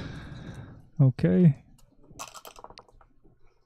3-5 should hit on the 5 point from the midpoint. Unstack and fight for the 5 point. 2-1 comes in on the 3 point. You want to start advancing the back checkers. Good play. 6-1 covers the 5, comes out from the back with the 6. Not to leave any shots on Rich's side of the board.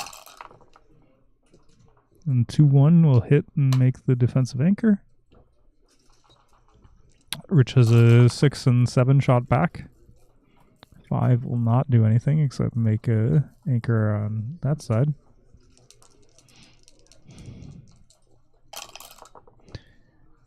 And 5-4 makes Steve's 2 point, cleaning up a lot, making an inner bar point. It's behind the anchor, but at least it's a point. Double aces makes Rich's 4 point, unstacking the 6 point and putting those 2 checkers in the only place that they can move to.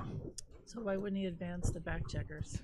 Because the checkers on the 6 point are very hard to move. No, I don't like this play. I really don't like this play. You want to build your board. You want to move the checkers on the 6 point, which you can't move. And you're not in danger of getting primed because he has 2 checkers behind your anchor, so advancing the back checkers doesn't really do anything for you. He'd actually be better off if he was losing the race to stay further back, right? And he would also have a stronger board if he had made the 4 point. Inch or 2 between your mouse and the microphone, because Roberto Litzenberger's living room is vibrating. Okay. First it's too Hello, far away, Roberto. now it's too close. We'll gotta. No, I You gotta adjusted the sound on the other side. Okay. So we're saying hi to Roberto. So they're wherever saying you it's and Arena are. okay. Hello. So it's got to be about an inch and a half. Okay. Well, I know, but nobody can hear me, or at least that's what they've been telling me all week. So, okay.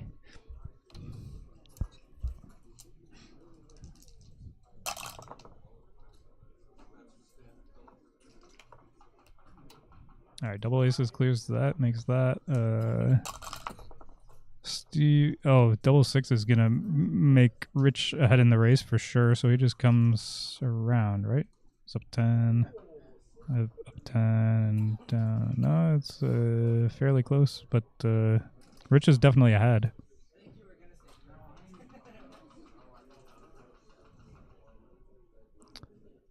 Up 10, up 9, up 9 minus 4. Race is even, right?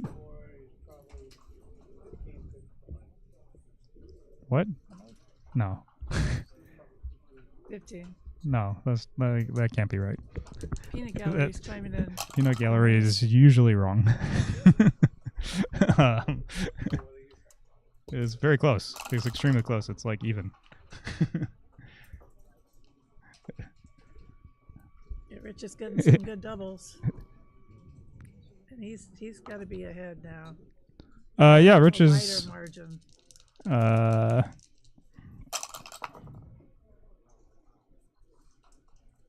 So what is going on? He's down by 8. 8 and 6 is 14. If he's actually down 12, it's just a double and a pass. Down 8. 8 and 6 is 14. 14 and 16. 14, 16 minus 16 minus 5, 11. Should just be double pass. 11 pips. The Peanut Gallery, what do you think? Pass, take? Pass, Dennis? Down 11 pips is just 11. Yeah, I picked. It's a very easy recipe. Well, if it was 15, then he would have been up 26 after that sequence. So he did drop. Okay, 0-3. Rich is ahead 3. Maybe I just won't W out that game. Oh, play on, huh? I'll play That's on. a Peanut Gallery. A little too good. Usually the peanut gallery will not steer you in the right direction. Let's make it more fun, don't you think? Yeah. We could mess with everybody's head here. At this hour of the night? 3-1 makes the 5 point. Gotta have a little fun here. I'm losing my voice. Splits.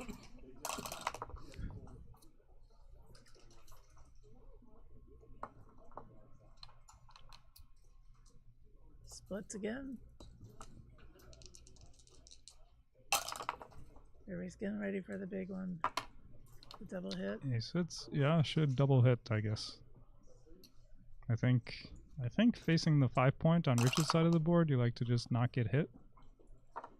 Because a hit sets you pretty far back. I mean, this does give you better offense when you get missed, but once Rich has a solid board, you don't want to get too crazy with. I mean, yeah, it's part of the problem. Which one does he hit? You could make the 9 point. You could come in on the ace and make the 9 point and not hit anything and just have a solid position. I mean, if you're gonna hit, you come in with a 4 and hit with the ace. Yep, he's gonna hit.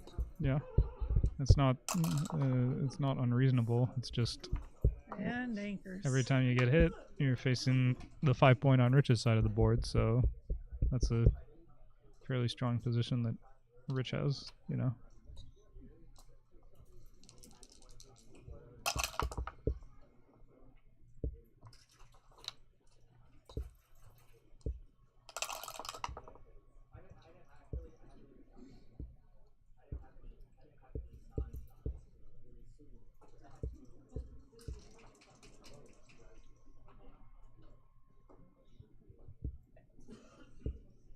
bring the 10. Sure, just safety some lots. I was gonna suggest to the 5 and then 13, 11. Is this right? Steve is just kind of making this move, but like, what about just making the 11 point? I mean, you do give up the anchor, but you at least make a blocking point in front of him and don't play 9 to 4. I mean, I'm not sure he really considered an alternative, but.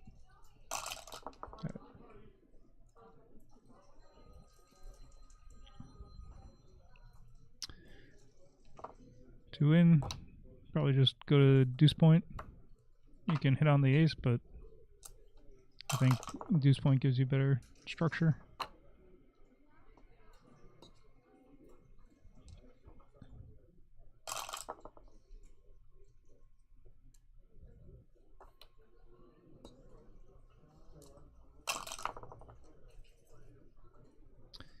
(3-1) makes Rich's Steve's 3-point. 6-5 hits. Possible hit. What else if you don't hit? Not much, right? 13 to 2. Yeah. Yeah. Hard to find a different play. I mean, if you come off the anchor, now you're playing with blots and no anchor.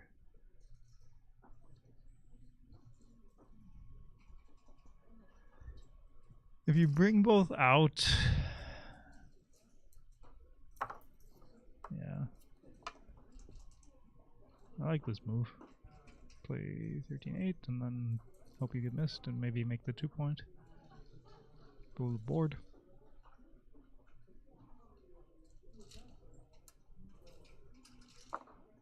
Yeah, that's okay. interesting. Yeah, that's also a play.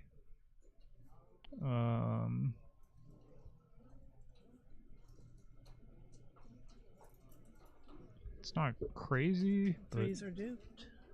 well, yeah, I guess so.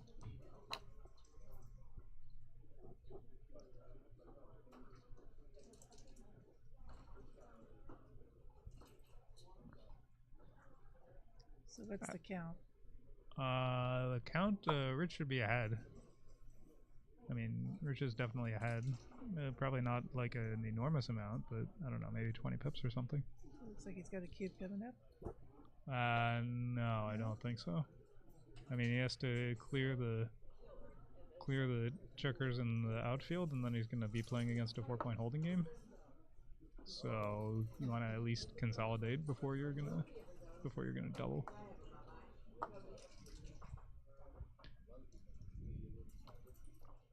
I mean, no matter what he does, Steve is going to have the 4-point game, right? Like, you're never going to close Steve out because he always has the anchor.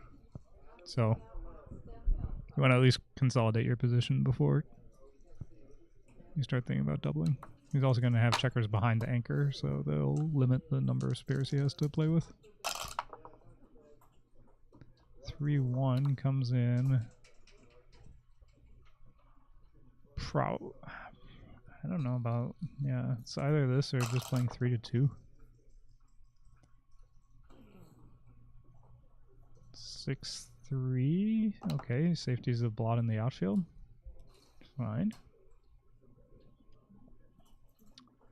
Basically, Rich is going to try to get both checkers to safety before he can double. This is the other idea, leaving a 3 and a 7, but getting closer to home if missed.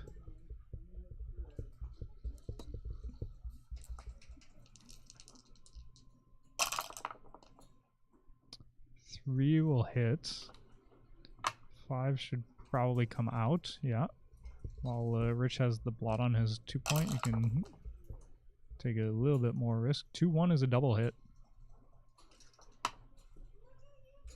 You have to double hit.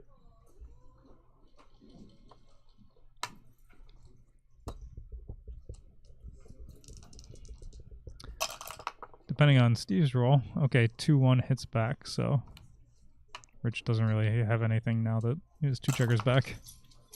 One on the bar. Fan's there. So what about Steve now? He's shooting at 3 more blots.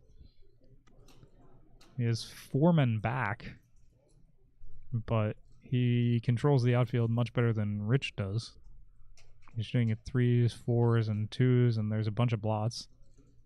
So I would certainly think I would double. I don't think it's too good. And 2, 3, 4, 6, 8, 7, 8, 9. I mean, if you there's 9 numbers that fan. Could it possibly be too good? I mean, I don't think so. I think Rich would at least consider taking, right? Because he can just enter here. Now it's too good, for sure.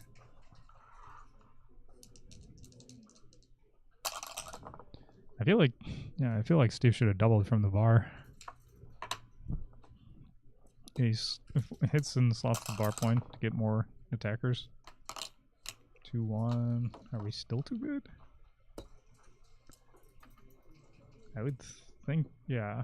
I would think doubling here makes sense, and Rich should probably just give up. If you make the 7, it's an uphill battle. If he hits in the outfield, it's an uphill battle, so yeah, I think it's probably a good pass. 3-1 for Rich. Mm-hmm.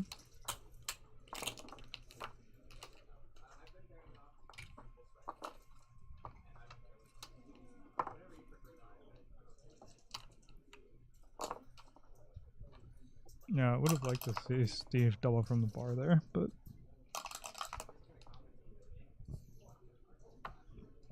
3-2 is splitting, yep. And 4-1 hits and splits at the back.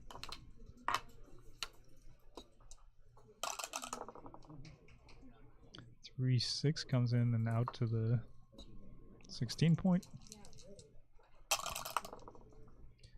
And 6-3 will make the 4 point.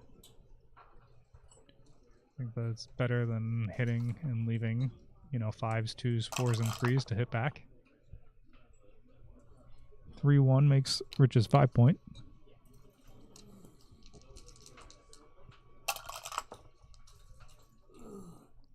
5-1 is okay, that and step up.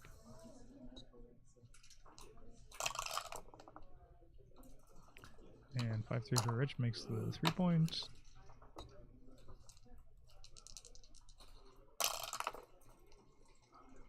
Four, 5 come in and probably hit on the ace point, I believe. If you come down, you're stripping your midpoint. Rich has 4 blots, so there's a tempo hit. Yeah, a tempo hit. If he doesn't come in, you know, suddenly there's 4 blots to pick up. Even if he does come in, he may not come in with a perfect roll like this one. You know, he's able to safety 1 of the blots, but he still has 2 more.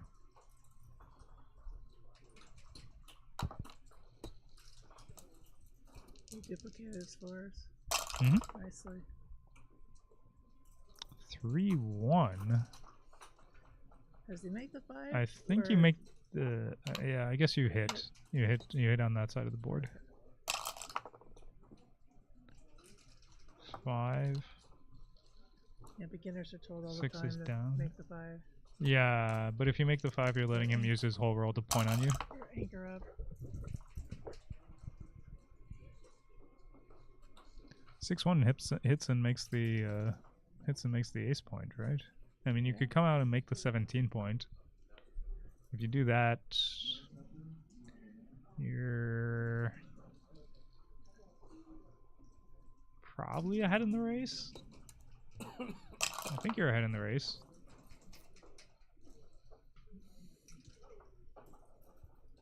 It does, yeah, it does get you. You just consolidate and now you're ahead in the race. Okay.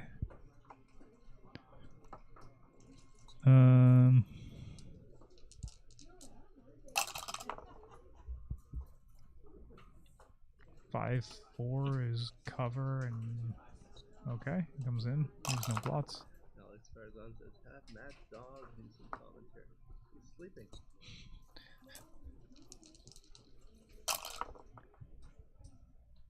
No aces and disengages. At least a little bit. He still has to clear that point, but 6-3 to 4 point.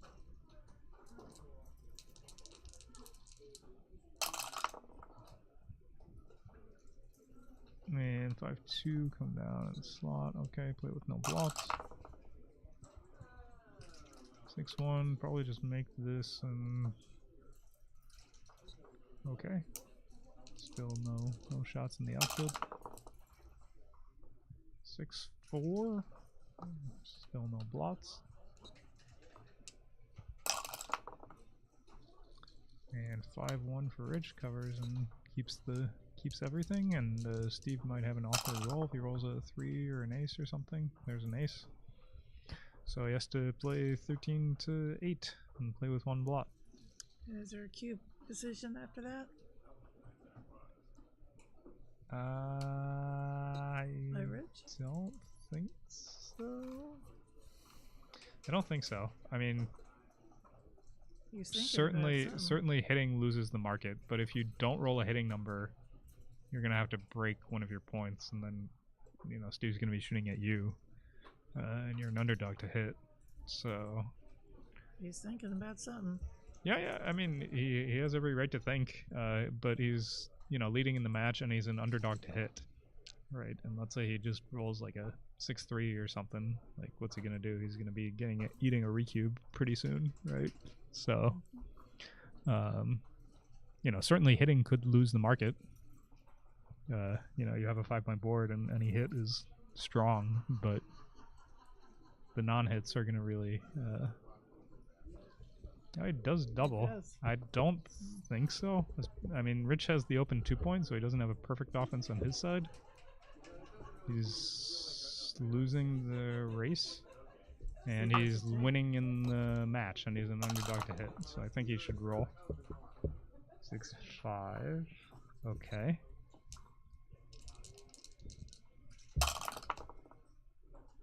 3-2 have to hit and come down, I think.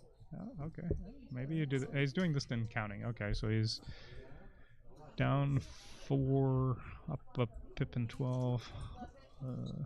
Okay, so he's saying he's just winning the race by enough that he's not going to try to hit him. Down 4, up 6, down 6. That's even. So yeah. So it's a pretty close race. Steve is slightly ahead.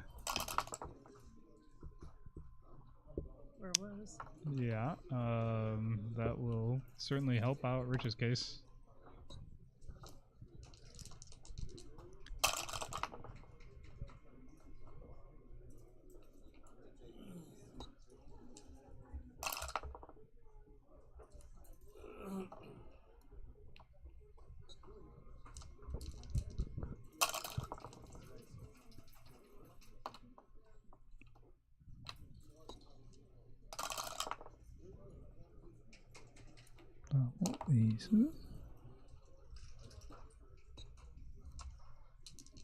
What do we have on the chat?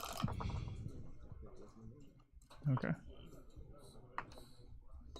I mean, Steve is still not dead in the race, even after Rich's double 5s,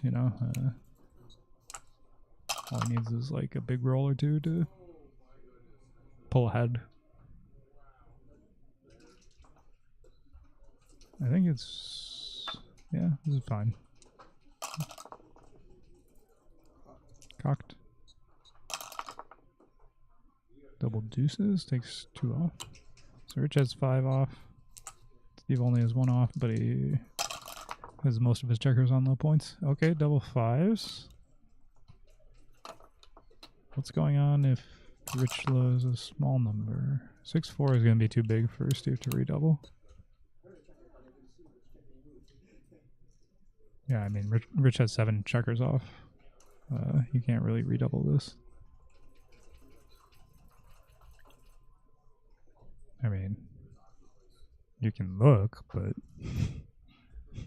there's 7 off. I wouldn't really think about it too hard.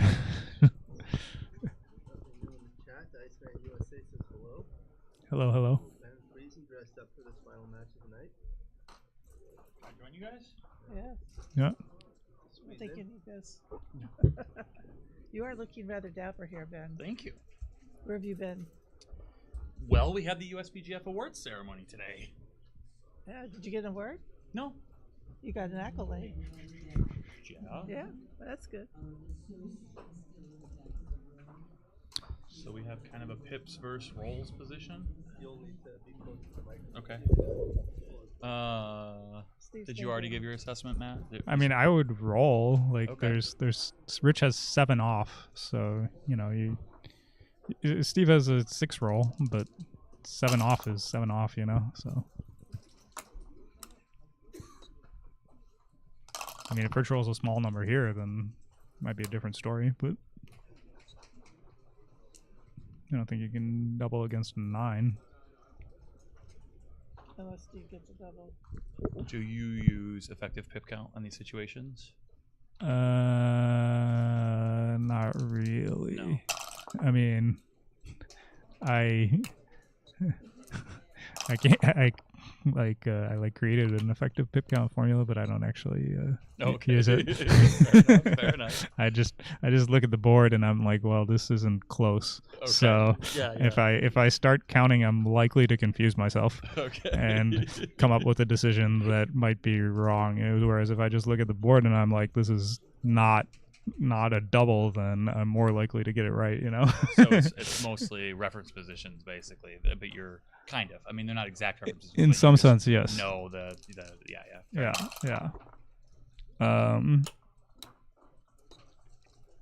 I do think it's effective pip count is useful. It's just like you have to actually get the calculations right, and it's maybe more useful to learn away from the board than to actually try to calculate everything, because you're likely to just calculate something wrong. Yeah.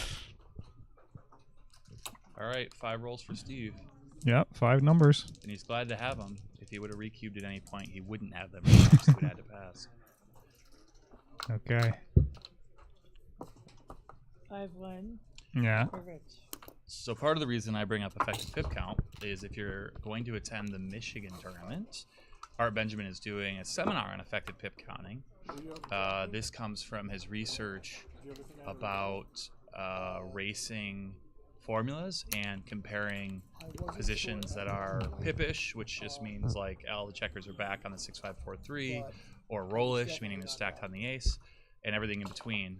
And he's coming up with, based on his research, he's come up with really precise ways to compare these, but a lot of it revolves around being able to calculate EPC. So he's going to show people in Michigan on Friday how it can be effective, and then on Saturday he's going to really teach EPC if you want to, kind of more than nitty gritty. So if you're in Michigan, hopefully you'll join those. Yeah, I worked with Art Benjamin, and the formula that I came up with was how to calculate EPC for most positions. Was that the 4-2-1/2 plus 1.2 for every gaff? That's what he taught me recently. Or something No, else. I came up with something else that was more accurate and like okay. Yeah. Basically, like it could be used in basically most positions. Nice. But like I say, I try not to do a whole lot of calculations, because if I just look at the position and I'm like, well, there's 7 off, you can't double this, then, first of all, it takes much less time, and second of all, I'm more accurate. So Nice. Yeah, I hear those are good reasons. Yeah. So 6-3 for Steve. I guess you either have to come down with 2 or run. These are always really hard for me, when you run and when you don't. Yeah. You don't love stripping your midpoint, but this should be a double hit. Yeah, hit the 10 joint and then hit on your ace point. For lack of any alternative. Right, the only alternative is to stack, which is super ugly. Yep. And if he just comes in with 1, I guess at this score you still have to consider. I mean, I see 11 checkers in the zone. I just hit. I have a stronger board. I think this is a very clear play. Even if you get hit, it's not even clear to me it's that bad, because you can make a forward anchor Yeah, you don't want to get hit, but Sure. you know, Steve does only have a 1-point board. 3-6 comes in and out. Got a lot of good builders. Yeah, he needs to kind of get missed, and then he rolled double aces. I saw 2-1. It was actually double ace. That's a great roll. 6-2 makes the 16 point, escaping a checker from the back. Yeah. I was reaching for the other checker. A lot of shots, but obviously you just need to get out from behind that prime and hope not to get hit. Yeah, you just can't stay behind a prime. I mean, you just hope he misses the indirects. 3-1. Yeah, not a great roll. Yeah, you really can't slot the 5, right? Because you just can't give him the ability to hit you and point. Yeah, this So makes you sense. come down. The ace isn't really hitting you on that side anyway. Double 4 makes the 5 point.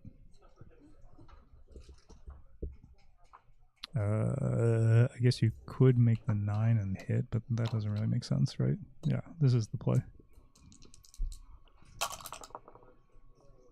5-1. Also not a great roll. 5 there and 1 up from the back, and Rich just rolls. Okay, all right. Should at least like slow down a little bit, maybe. 5 hits. I guess he just knows. 5 must hit. Oh no. 5 is hitting. Don't do this. Oh god. Well, because Steve can just roll an ace and make this really tough for him. For Rich. Oh no, that's a terrible play. That's not good. 6-5 would have fanned.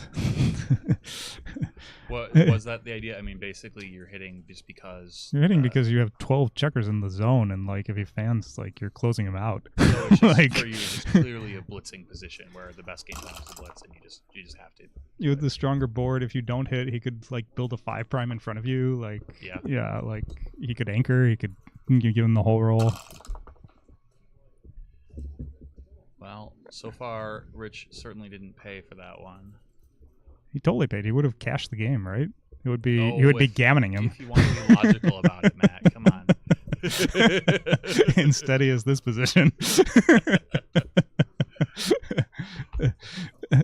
I love it. One thing I wanted to mention, Rich actually won the Cherry Blossom this year, so he's had a good year.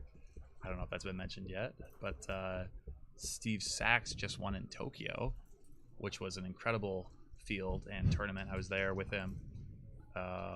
So both these guys are having good years and probably feeling pretty good about their game. Rich doubles. Down 9, up 12, up 3. He's up 3 and 5 and 3 more. 11 pips. Rich is ahead. This is playing against this checker. 11, yeah, 131 and 11. Yeah, okay. Steve passes. Fair enough. All right, he didn't pay. yeah. Was that a clear pass to you? I would have considered taking that for sure. I mean, it's a strong double. You're up 11 pips. You have Steve doesn't have an anchor. He only has one guy back. So you have the race plus attacking potential. You could win a gammon, and you could just win the race if you disengage. I don't know. I'm not sure. I'm not sure, but like because you're trailing 1-5 also, but it's not a good position when you're trailing in the race and you don't have an anchor. You know. Yeah. Maybe you should roll the same thing 4 times. Happens every day in a backgammon tournament. I think my record is 6, but you know, I'm sure people have done more, like 7 or whatever.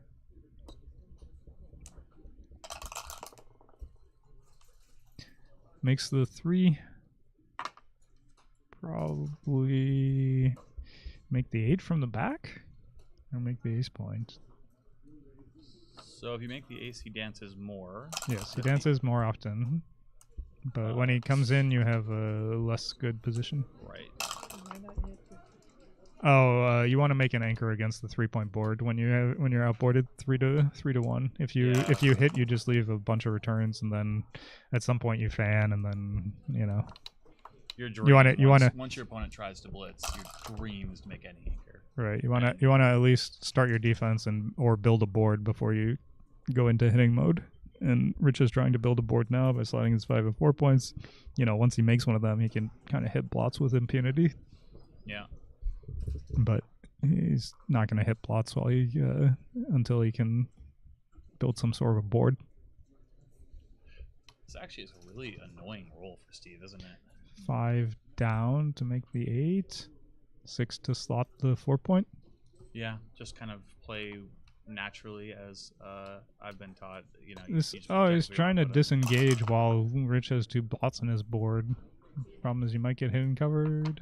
Yeah, there's a lot of those 6, 1, 2, 3, 4 all hidden covered. 1, Yeah. 1, 1, 2, 1, 3, 1, 4. Yeah, I mean, another problem is it's hard to clean up the blot if missed, but maybe. And then the last problem is you still have the blot on your deuce point. That's kind of a weakness in your position. Right, so here he's going to hit that blot. And Just probably hit double hit. twice, Yeah, right? double hit on the 4-point. I guess the worry about hitting twice is just the big joker, but sometimes you got to leave jokers. 2 on the bar, better by far. Aces comes in and switches to the deuce point. Steve's just hoping that Rich rolls 1 of the 9. Or 4 something in. like this. 6 down, I guess. Yeah, you have to play the 6 down and hope you get missed. Or you get hit on the 4-point and then come back with a hidden cover. So people would be tempted, I think, to play in, thinking that they're hiding the blots because they can cover them and they're going to make inside board points. Are you trying to make more, like you're trying to prime him by coming down? I'm trying to say, like, let's say he hits. It doesn't really matter so much where I put the blots. Let's say he misses. I want the best structure when he misses, right? Yeah. If he misses and I have blots on my 4 and 2 point, like, right, it okay. doesn't really help you that if much. if he misses and I have like a position that looks like a 5 prime in front of him, you know, he's gonna be scared of that, right? Yeah, yeah. Now there aren't a ton of missers. You know, he could roll a number like, I don't know, 5-4. He has to hit on the 4-point. He could roll a number like let's say I mean, I guess even double if he rolls 4. something like 2-5 that hits in the outfield or on the 8, Rich could just come in and make a point anyway. Rich opted for this play, which I think a lot of people would. I think that minimizes blots. You're also kind of duplicating a 6 when you play 13 to 7. Yeah, yeah.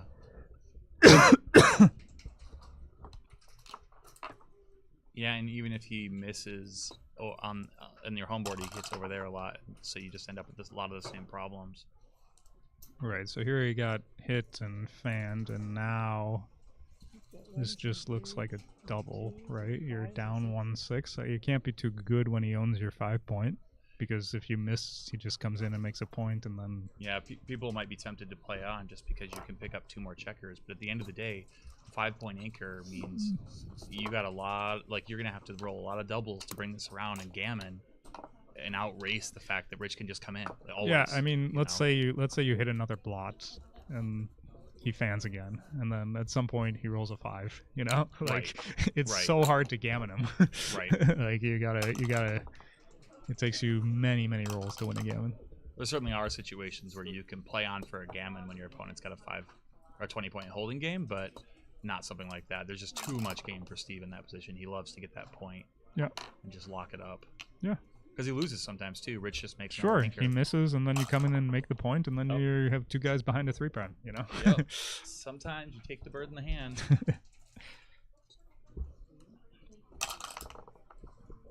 It is 2 to 6, Rich.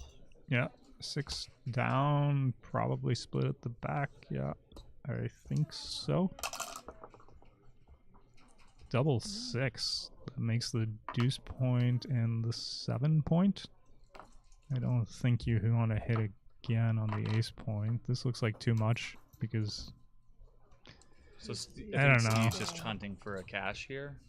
It's just this position is hard to... It's so disconnected now. Yeah. Like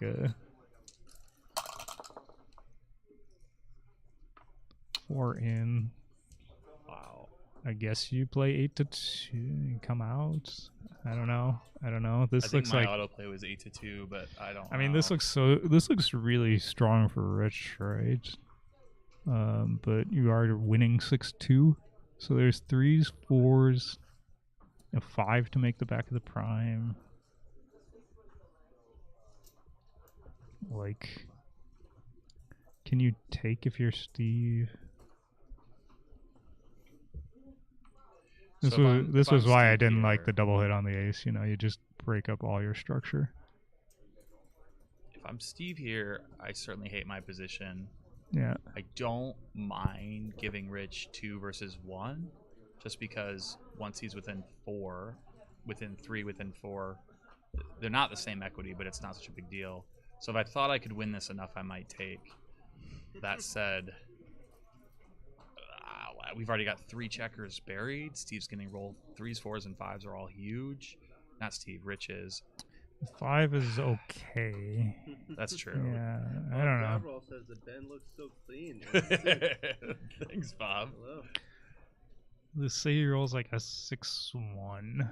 You're in okay shape. I mean, you still have 2 guys back on the 24. Yeah. Alex, what do you think? Would you take this? Oh, I was monitoring some other stuff. Let's see. Is Red it is up on gross? yellow. Yeah, yellow is trailing 2-6.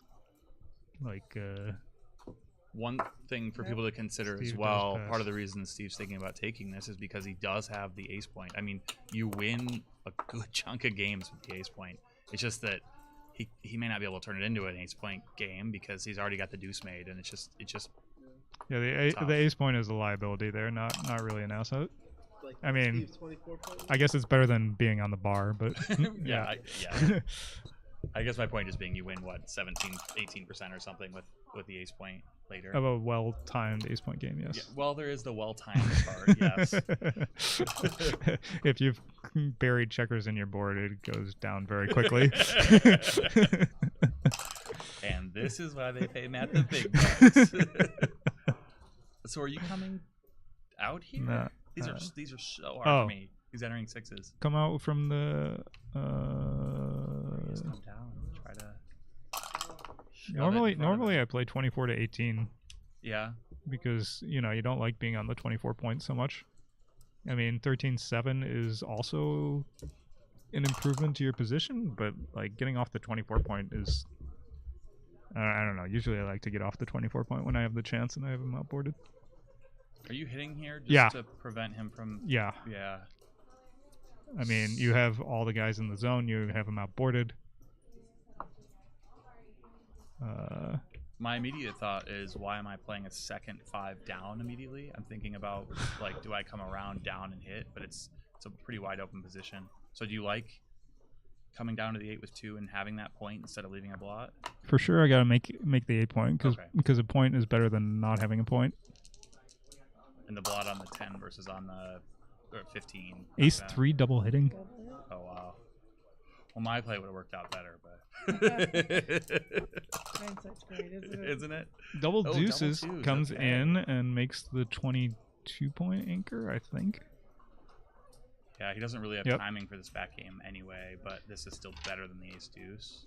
Yeah, I mean, just the 3 point is better than the ace point, kind of Right. regardless of, you're not necessarily playing a back game. You just want to make better points, and, the 3 point is better than the ace point.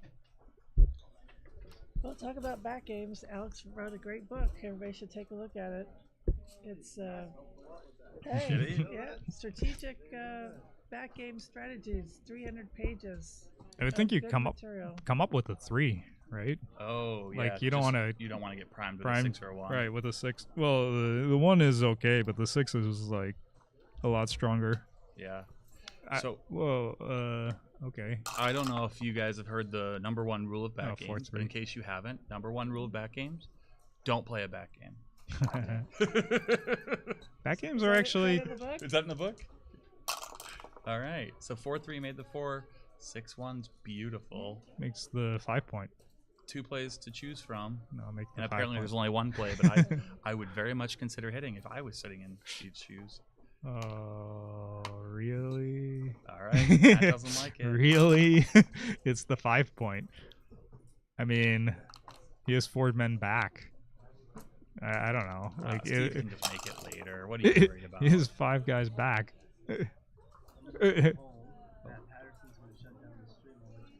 All right. All right.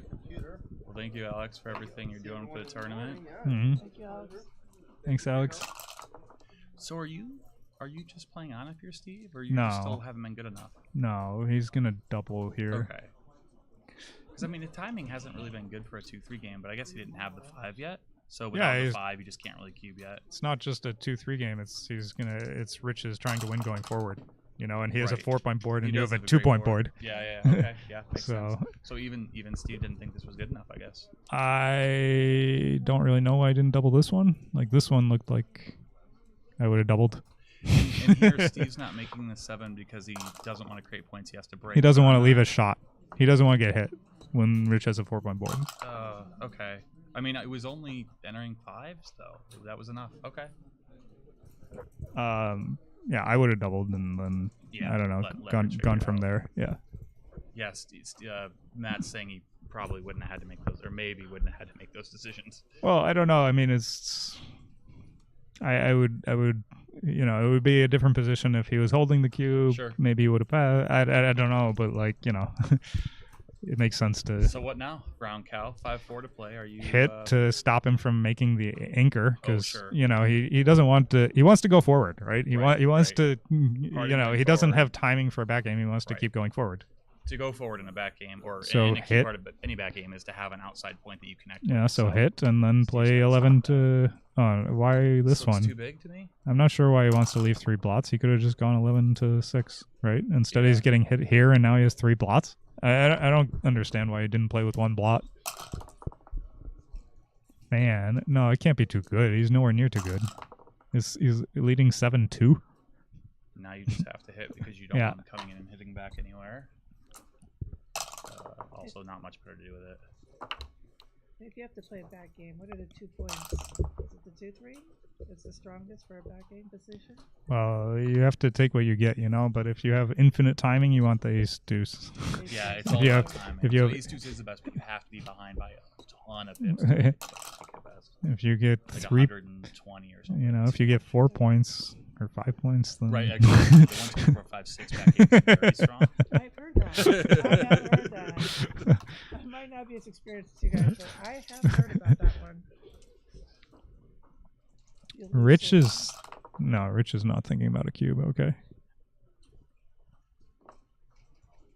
So, I think if I'm Rich, I'm not doubling, partly because I just think I'm going to win too many gammons, but I also don't want to give Steve the chance to recube me. Yeah, I mean, at the score, I don't think you can let the cube get out of control. You just take. You don't want to lose a gammon on a 4 cube. Yeah. Steve will redouble on any possible excuse. Yeah. So if he double 3 for Rich, he's gonna have to play, I guess, 11 to 5, just because otherwise he has to slot the back of the prime, or take it down to the 3, which I guess is okay because now with 6-1, 6-2, you get shots. I guess it's not sure, but yeah, this is fine. Yeah, this is a reasonable roll. I think, but he doesn't mind this at all. I mean, covering is maybe better than a 6. I don't know. Yeah. But he needs a 6 here. He needs a 6 here. Yeah. 6, very good. Okay. Kind of a prime versus prime all of a sudden. Yeah, it's anyone's game. He needs a 6-4, so he can't really come out, right? Because if you come out, you're leaving 5s and you're giving. It'll just be the 5 in the outfield. I don't know. Can you come out?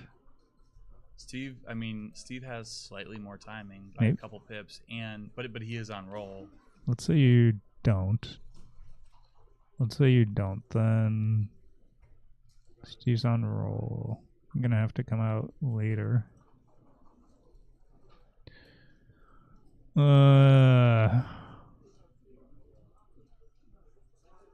Probably you should jump the prime and pray. I guess I'm not. I think that I'm gonna play the game of chicken and see if Steve cracks first, but I'm not confident. Honestly. Yeah. They say 6s don't grow on trees, you know. Steve does have the blot on his ace, so you could hit back if things go poorly. You can't cube anything like this just because you're down. Like, obviously it's not a cube at a normal score. Yeah, double hit. Too, don't you? No. I don't think so. Oh. Really? I Why thought wouldn't you he would just want him to fan more. Why wouldn't you just hit the checker in the outfield? Oh. Well, because it's 2 Oh, blots. because he's leaving 2 blots. I see. You can't queue, can you? Wow, the Yeah, why sixes are not? heavily duplicated, so maybe you just take 1 point. A 6 or a 5? I mean, a 6 is definitely losing the market. Well, I'm assuming this is a pass. You think it's a take? I don't know. He does have 2 guys behind a 5 prime. Yeah, What he's if got he? 4 blots. The gammons are through the roof when that works. Yeah. I don't know. I was assuming this was a pass, and I was considering playing on, but I guess I do try to play on in cute situations where you're just supposed to take a point. For sure can't be a play on. I mean, what if you rolled Might double 4, double 5? You know, you just implode and. Yeah, double 5 is like, well, you would take double 5 over double 4, but it's still awful. I don't know which is better or worse, but. Yeah. Oh, he takes. Okay. Yeah, these are tough, and all normal primes are takes. It's just not clear to me this is normal. Well, I don't really know what that means, but this looks like a normal position to me. You know, it's a backgammon position that came up in a backgammon match. Like ace. Wow, that's a ace deuce double hits. Huge roll. Yeah, and that's why you take this position. I don't know. I mean, 2 guys behind a 5 prime are hard to move. My goodness. Double aces, he has to switch, right? Yeah, So yeah, he has to switch. There's no banana split here, just because it's you get to skate hit Well, too much. Banana split, yeah. Yeah. Not.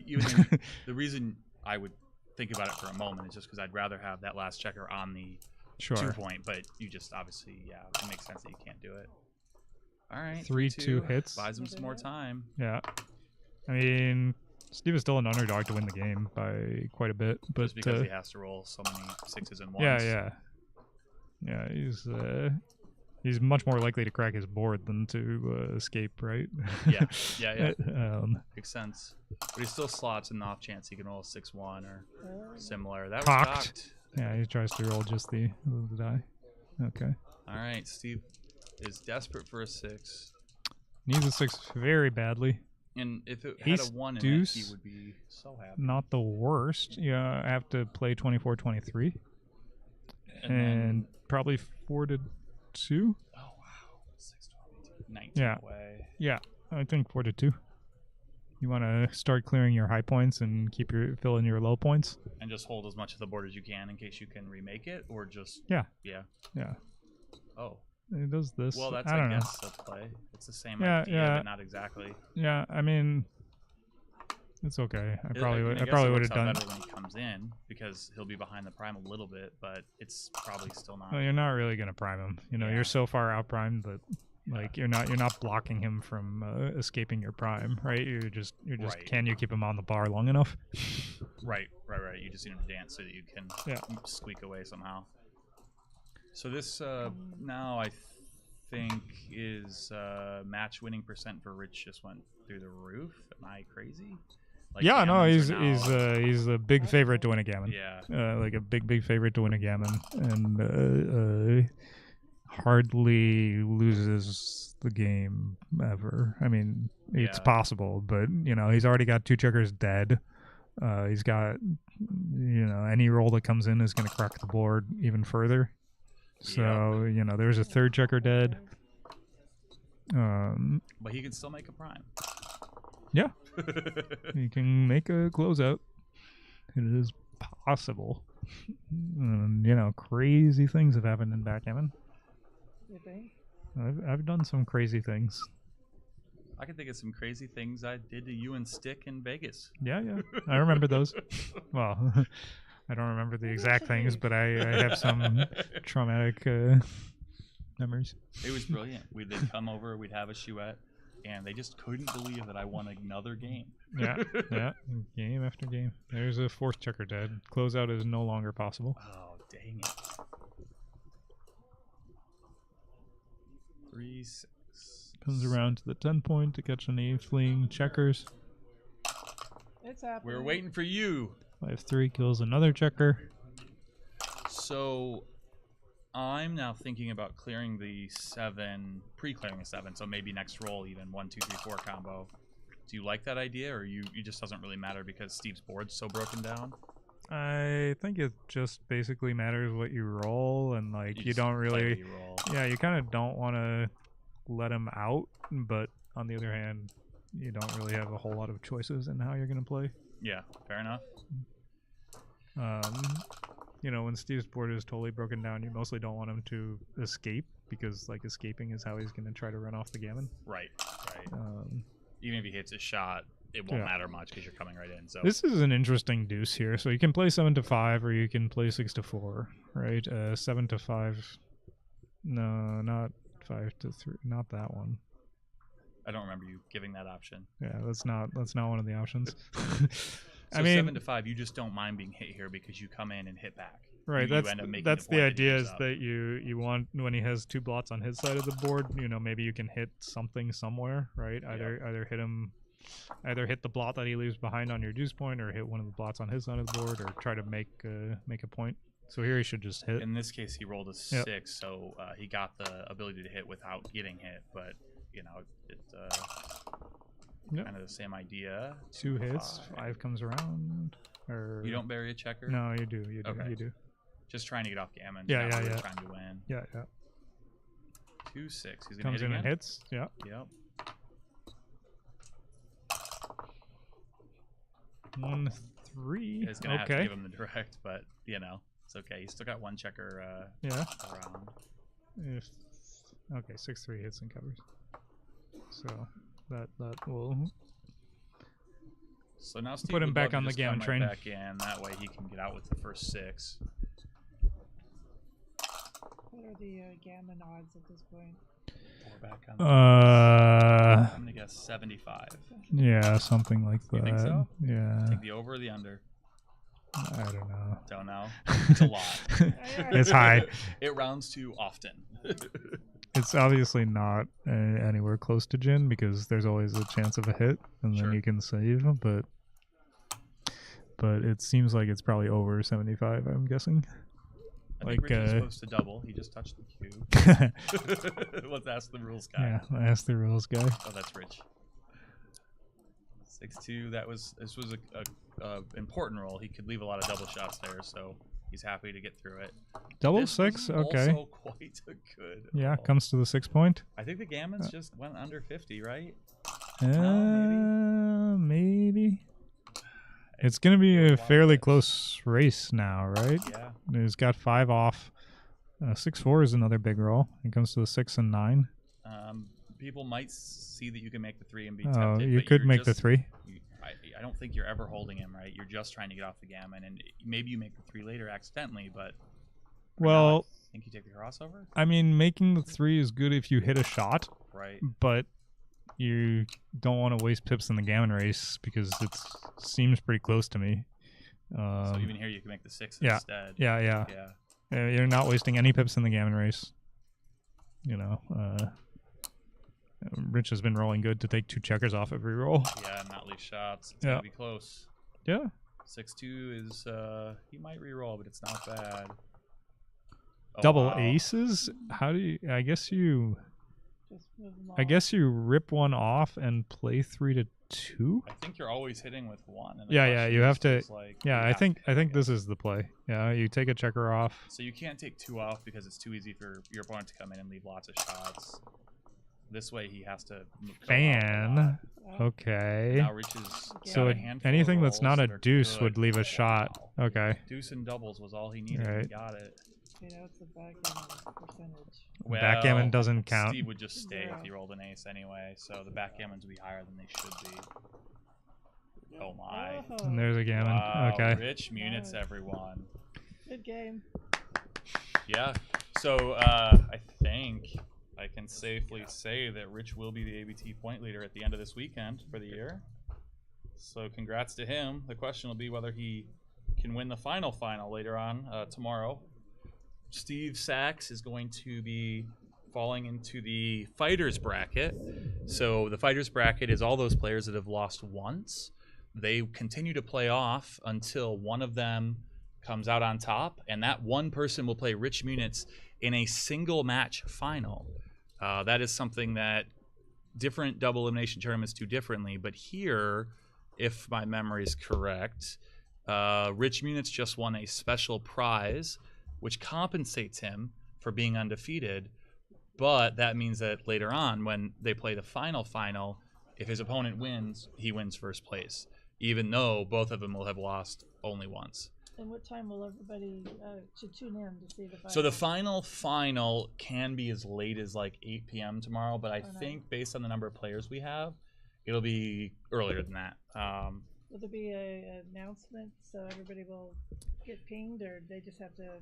I think if you're just watching right here, you'll see it. Let's take a look at where the draw sheets are, and we can get a rough idea. So it looks like we've got. Okay, yeah, no worries. 1, 2, 3.